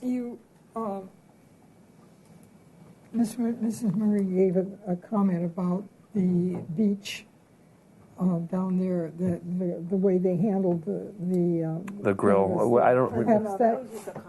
You don't want that in there? No, but I was suggesting that you might go and look at that. Well, I'm very familiar with it. We haven't actually responded to these comments, but I get the drift, and I'm not sure yet how we're going to address this. But the awning, or not the awning, but the canopies down by the waterfront, which are these beautiful sails that are kind of suspended by very large pipe columns, might not work in this situation. I was not saying copy that. It was an example of imagination. Well, that's valid. Yeah, that's valid. So, and the other thing is that the fence, again, is a necessary evil. It becomes something we need to, in fact, secure the property at night, allowing visibility, but at the same time keeping people out. I think the Commissioner's comment in specific to the fence was that to try and open it up as much as possible during business hours so that it has that feeling of open air shopping, because when you have that fence closed or when you have every panel in place, that sort of negates the open air shopping experience. Okay, so my follow-up question to that would be, let's assume that we do develop a removable a fence of removable sections. So during the day, we don't have the fence. Right. We have just The poles. posts. In fact, the poles could be removable. But at night, we would have the fence. So does the argument, Mr. Lavoie's argument, that it's relentless and it's boring as a security fence at night also apply? Absolutely. But during the day, it would not be there. No, but we don't look at night and day necessarily in the design of the fence, because that fence is in place particular hours during a 24-hour period. So that fence design is visible, whether it's for only for 8 hours or however long, it's still visible. So yes, it does still apply. So the other piece is that this canopy and this fence were designed to be removed by this owner when they decide to move it to another place. Okay. So and bazaars, by their very nature, are transitory. So the more solid the poles are, and the more solid the trusses become, the less transitory it becomes. I think you can still do something with the poles and the fence. Mr. Chair. Pardon me? Mr. Chair. Commissioner Lavoie. We approved a it's an event tent for the back of the Libero Theater, which should be up next week, I guess, again? I think it's up again. Is it up again already? And it was designed to be taken up and put down. It is a wonderful design, actually. I hated it when they told me about it, but when it got up, it was sort of like, okay, this is temporary. It's kind of fun. It's festive. It is very traditional. I don't know. You don't see what's holding it up inside, but it's evidently light enough to be removed. That's an excellent sort of prototype for you to take a look at. We'll take a look at and see how one solves tenting in a traditional Hispanic way. So we'd like to add the comment that the applicant should look at the temporary tent structure behind the Libero Theater as inspiration and prototype for a possible solution. All right, does somebody want to make a motion? I'll make a motion for a continuance. Excuse me, I'm sorry. Mr. Chair, I have a request from a member of the public who just arrived, and she's wondering if you would consider reopening public comment. What is the pleasure of the commission? Yep, please. Okay. I will reopen public comment, and I have a speaker slip from Tamara Erickson. Ms. Erickson, if you'd please come to this chair and have a seat, and please speak directly into the microphone. Good afternoon, Chair.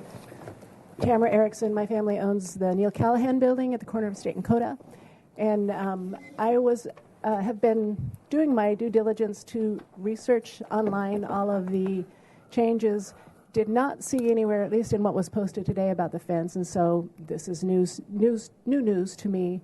And I guess my concerns are, as a property owner, we have for years had to jump through a lot of hoops and make a lot of concessions when we've wanted to make changes for practical reasons and for aesthetic reasons to our property. And as difficult and expensive as they have been, when you look at the 500 block of State Street, which has a lot of history now, that we've done it, it's worth it. And I think that area is unique, and I have personally concerns about obviously the safety in the area and the problems that are going on now in that corridor, which has become an attractive nuisance. The solution of putting up a fence, to me, seems to kind of undo the ambiance of that neighborhood. I have not seen the design, so I don't know exactly what you're proposing. It sounds like it's removable. I don't know how firm it would be, but I want to just encourage you to consider the final product. All of our guests are out walking around at night. That's what they do. And so whatever you do, I hope that it is not foreboding, and I hope it fits in with the design. The canopy, if it is removable, I think, I don't know how that will fit in, but I think we're just concerned that area not change the look and feel of that block and of the history down there. Thank you. We very much appreciate you coming, and we very much appreciate your block pride. The commission really likes that. Sorry. Would somebody like to make a motion? Mr. Chair, I'll make a motion for a continuance. How much time do you want? You want 2 weeks or indefinite? Indefinite. Indefinite. I'll make a motion for an indefinite continuance for the applicant to restudy the project pursuant to the notes that the chair just read. Okay. Do you have a second? Second. I'm sorry, who did that? Commissioner Vena. All under discussion, any discussion? All in favor? Aye. Opposed? Abstain? Motion carries. All right, thank you very much. Thank you, Mr. Matash. All right, next item on the agenda is item 6. It's the concept review for 634 Anacapa Street.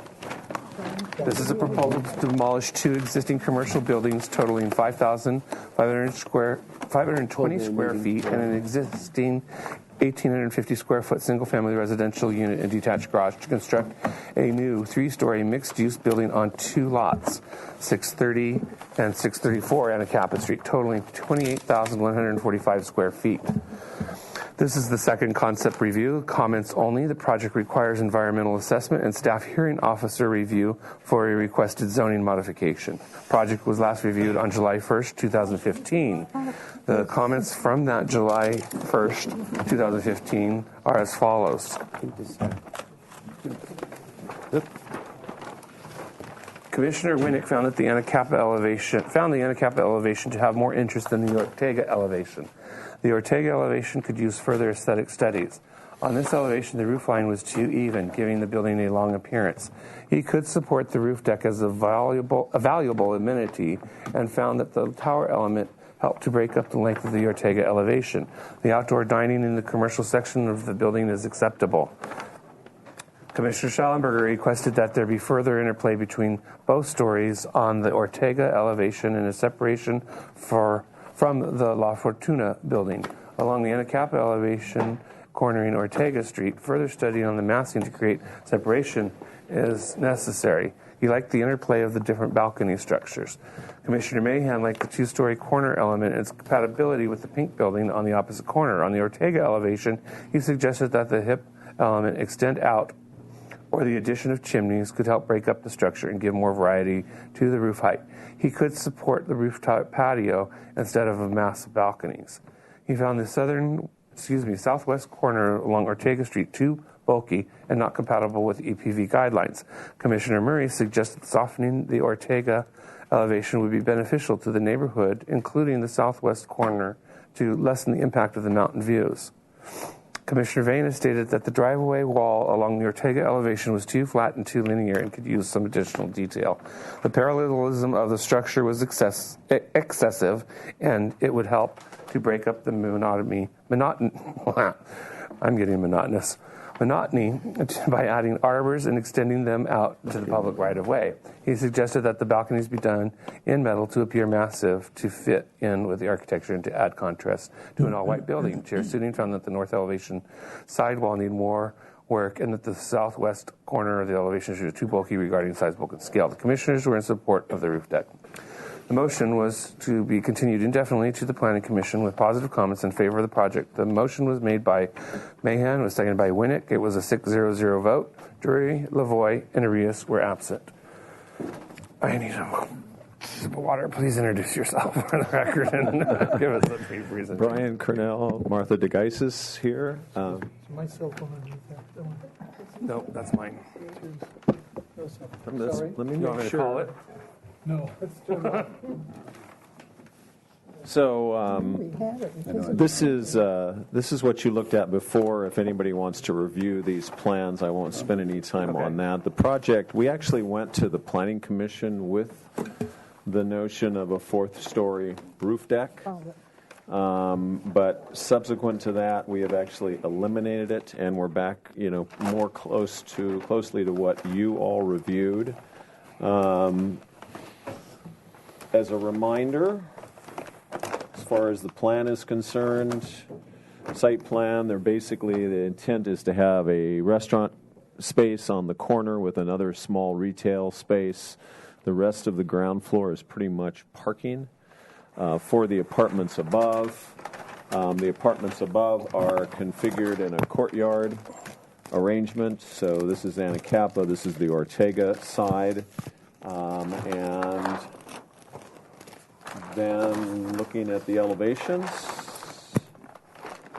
we have a lot of green roof. By the way, I should mention that from a stormwater management plan or approach, the project is challenging. We have planters that are necessary here along Ortega to deal with the stormwater management. The roof of the building will be a green roof. And we actually are doing something somewhat innovative in terms of using, because there's no storm drain system, believe it or not, in this section of Ortega nor Anacapa. We're going to use the parkway and use that as our area for basically the treatment of the water. So these are the elevations, and I've also passed out to you all some 3D views, so we can look at those kind of in concert. As far as the Anacapa Street elevation is concerned, we've simplified it greatly. We had more of a two-story mass on this retail portion, and we have pulled it back. So this, I think, is much more successful than what it is now. We've continued to refine the Ortega Street side. We did reduce mass in your minutes. It referred to the southeast corner, but I'm pretty sure the comments were related to what would be the northwest corner of the building. But we have simplified this element. And, at the end of the day, these are fairly straightforward apartments, and we actually kind of like the simplicity of the fenestration relative to it speaking as an apartment project. The driveway that's on the north side, we're creating these little inset wells, little niches that will receive planting, and I'll have Martha talk about what the planting scheme is for that. Looking at these views, you can kind of get a sense of what we're talking about as far as this corner element, which I continue to be excited about. We've sort of split this arch, and it creates it just by virtue of the geometry. It kind of creates a Moorish arch, but it really isn't there on the corner, and I think that's nice, particularly as it relates to the corner across the street, or cata-corner to this. That view shows what that northwest corner is at Ortega, and that elevation along that driveway condition. This view is actually not a view you'll see past that point because, of course, there's a building here, but I think it gives at least a good representation of how that building is set back along that adjacent property boundary. And then these are really more just sort of 3D elevations. So I'd like Martha to explain the landscape plan and basic concept, and then we'll answer questions. Where did that go? There it is. It's the nice colored one, isn't it? I'll switch with you real quick. By the way, I do also want to mention the reason we are getting a modification is the property allows for 30 units under the AUD. But in order to meet the pedestrian master plan standards for the right-of-way along Ortega, we are taking a little less than 2 feet off of that. We are having to dedicate that to create the necessary standard for sidewalk and parkway. That takes the property from 20,825 to 20,610, and that difference reduces 1 unit. So from the very beginning, staff has indicated their support for a modification to allow for that 30th unit. But that's why we can't have you take action today on the project. We have to wait until the modification is made, and then we'll have to come back to you for design approval. That said, Martha's dying to talk. I know. I'm going to look, though, for robust comments from you because we'd like to know that we're in shape because we are proceeding forward with the design of the project. So go ahead, Martha. I'll switch with you. And here's your pointer. Oh, thank you. So along Anacapa, there's an existing magnolia tree that we'd like to protect. And we'd like to add a magnolia tree along Anacapa, and 2 queen palms, which is the designated street tree. So we'll have to go to street tree committee for that. And then we have somewhat conventional parkway planting, succulents, and Dianella, Tasman flax, that kind of thing. Also prominent on Ortega is a transformer that we have to tuck into the building here. So I've got some tall Strelitzia and a taller succulent plant that will be behind the transformer to somewhat screen that. At the entry, we have a symmetrical planting of cordyline trees, Dracaena trees. And then in addition, along Ortega, we've got some existing Trachycarpus palms that we would protect, and we'll add in a couple additional Trachycarpus palms, and then Washingtonia palms alternating. The spacing of the trees is dictated by some stormwater reservoirs that are underground, so we have to avoid those with the tree planting.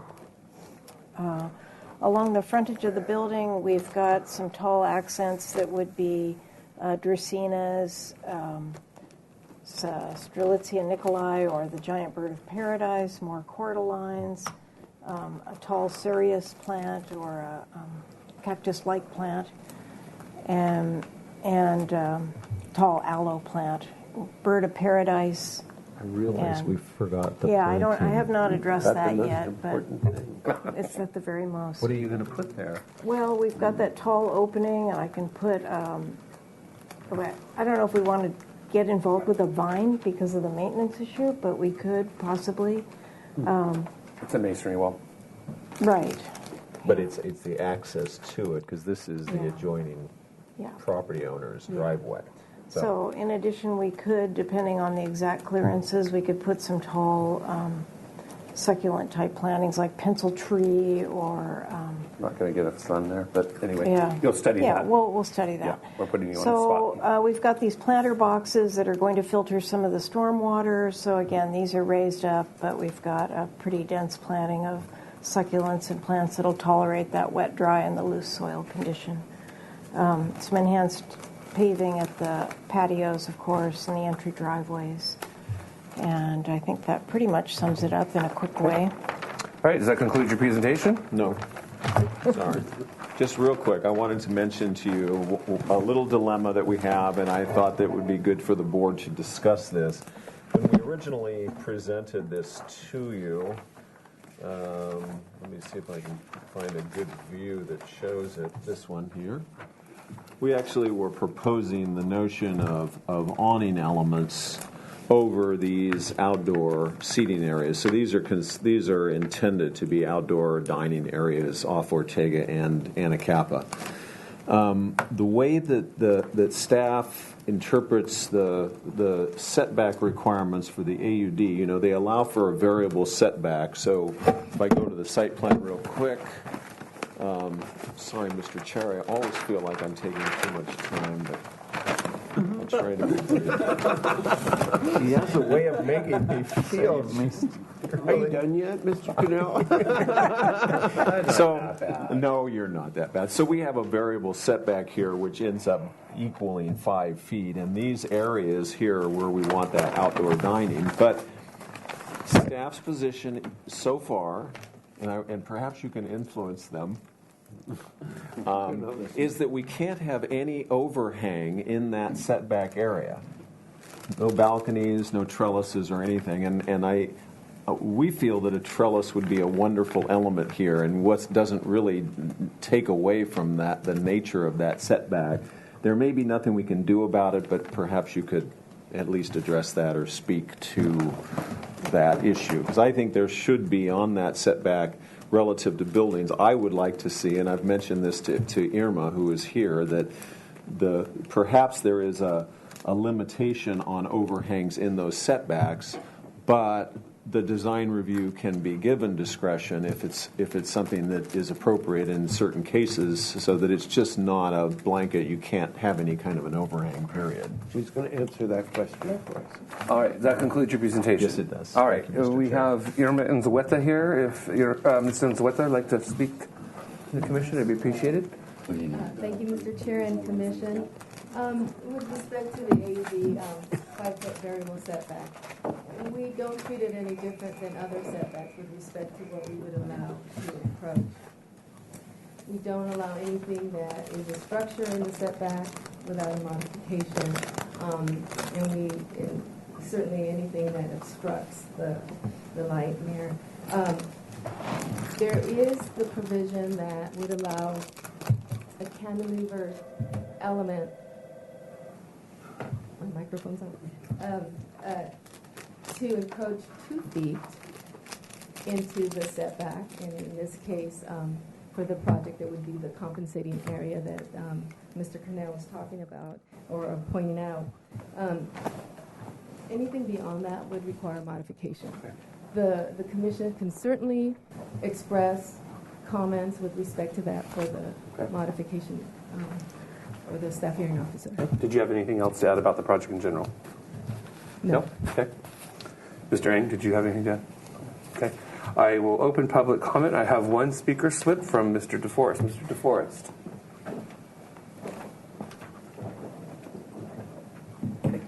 Thank you. I'm sort of surprised too. Mr. Cornell, usually has very creative fenestration. I think the fenestration on the, at least visible to the public on the Anacapa and the Ortega sides, the windows should vary in size and shape to more conform to EPV guidelines. And I'm wondering, does on this nothing in the setback, does that, I thought the EPV had a little different guideline, different rules than the rest of the town. So certainly to heighten the design, what would the El Paseo have done if the setback rules were in place back in the 20s? Thank you. Thank you, Mr. DeForest. I will close public comment and ask Planning Commissioner Lodge if she has anything that she wants to add from the Planning Commission perspective. Okay. All right, then I'll ask the Commission if they have any questions. Commissioner Mahan, do you have any questions? I don't have any questions. Okay, Commissioner Murray, do you have any questions? Yeah, I think the last time there was that wall on the, what would be the north side, and it was really high. This one Is here? that gone or still here? No, this one here? Yeah. No, that's... I think there were some comments on, we had some, we thought it was just kind of overscaled and, you know, just even just looking at it on paper. Yeah, it's this wall here and that wall there. What was the purpose of that wall and why is it have to be that way? Or? Well, this is the parking below, and this is the property line. There's a one-story building here now, and then it's a 12-foot driveway that goes back to parking. It's back in the back here. So it's really to cover the parking lot, and then there are balconies for the units above behind that. So this is a guardrail for those balconies. Oh, I see. And these are, you know, that is a lovely, this orientation of the building will have beautiful mountain views. That's why we wanted to put those balconies there. These could become open wrought iron railings? They could be open wrought iron railings, yes. Commissioner LaHoy, any questions? No. Commissioner Orias, Not at this time. Commissioner Bateman, Commissioner Grumline, any questions? How about comments? Commissioner Mahan, any comments? Yeah. Generally speaking, I like this building. I think it's going to be a great addition to that corner. It's a very, very significant corner in Santa Barbara and Street. When I look at the elevation,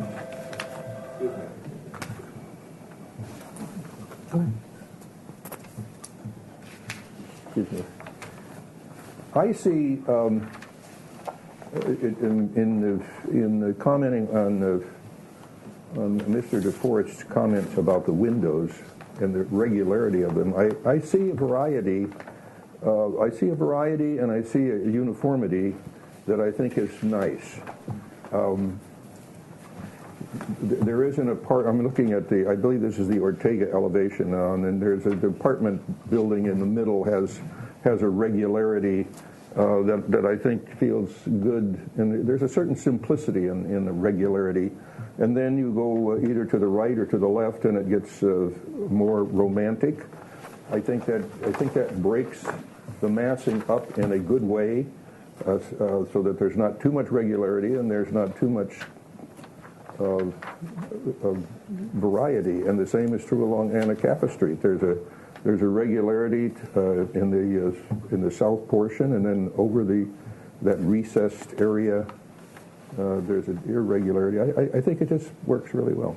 I would certainly support a modification over these setbacks for some shade where people are sitting out with tables. I don't see any problem with that in the commercial area, in the commercial zone.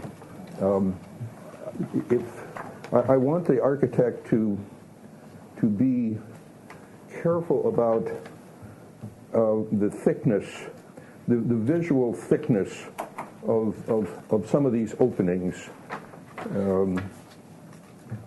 For instance, this I can't on the Ortega side.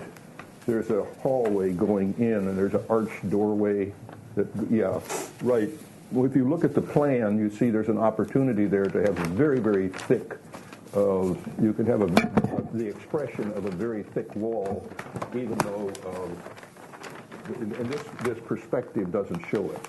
But where possible, you want to express the thickness, 18 inches, or even these bigger openings where the vehicles go in and out, could be 20 inches or something like that. I think that's very important to express that thickness there. And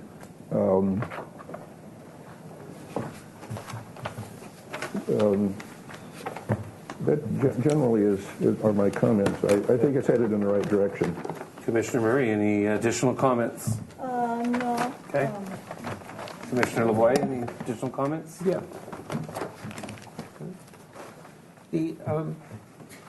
This building suffers in black and white. I know. No, it does. No, at some point, it really does. it's true. Architecture is not lines. No, I know. It really isn't.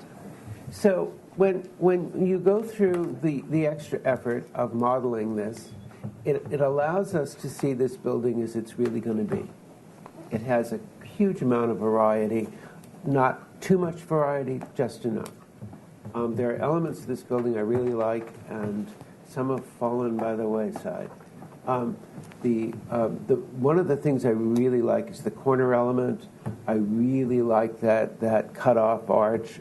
You find it all the time in Mexico, and you seldom find it in California.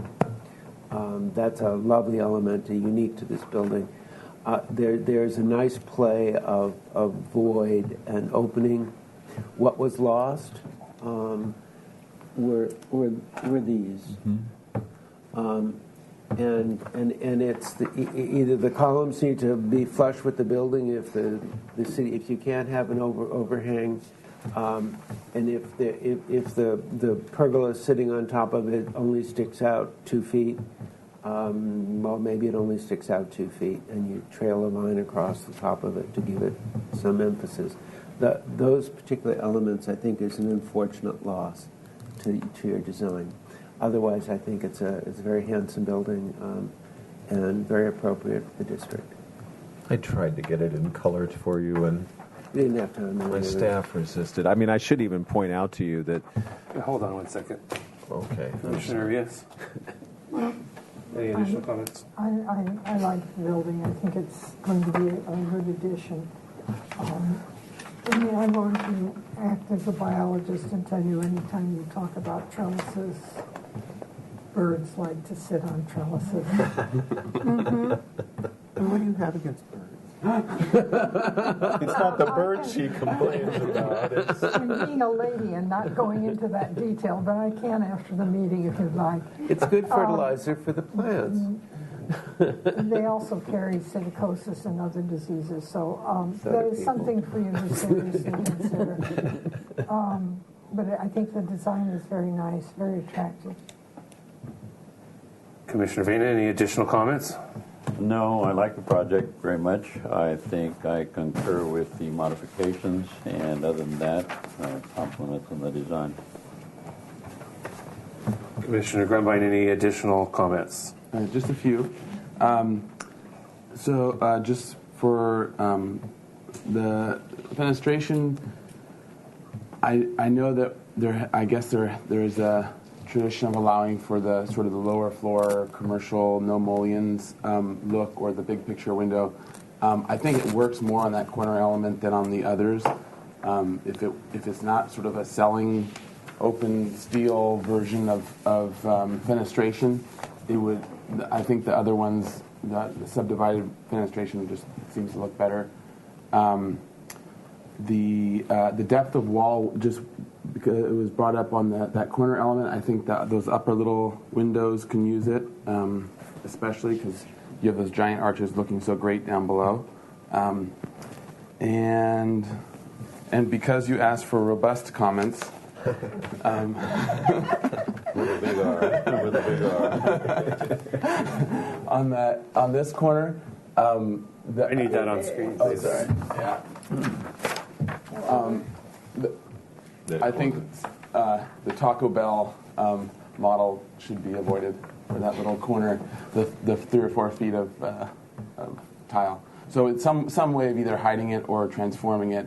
It just looks like a sort of only a mini run of tile. So what is that? The south? Either turning the corner with tile or with some other detail that hides the fact that you were only running for a couple feet. Southeast. It needs to terminate in a chimney. Yeah, chimney would be great. Yeah. Hide it in some way. Okay.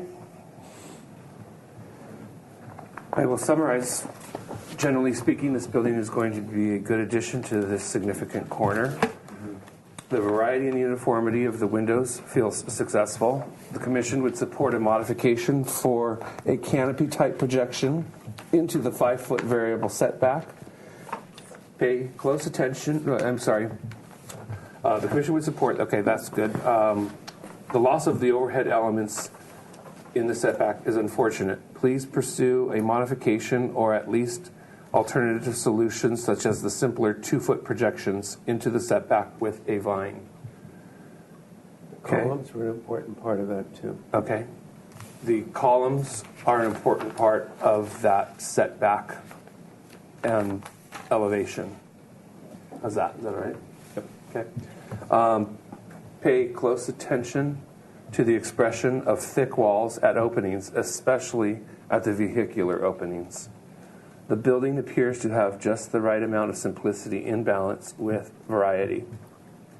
The corner element at Ortega and Anacapa is very appropriate and acceptable. The southeast corner needs better resolution, perhaps ending the pitch with a chimney. Terminating. Perhaps terminating the pitch with a chimney. Into the chimney, into a chimney. Or terminating the pitch into a chimney. Yeah. All right. And we really like the color rendering. Well, what I was going to say is actually what's even worse here is that this is what you're looking at is the edge of the sheathing. So we're not even seeing the tile and the gutters and everything else that will be there. So I obviously wanted you to see the massing. I appreciate the comments. I think we will pursue a mod for this opening in particular.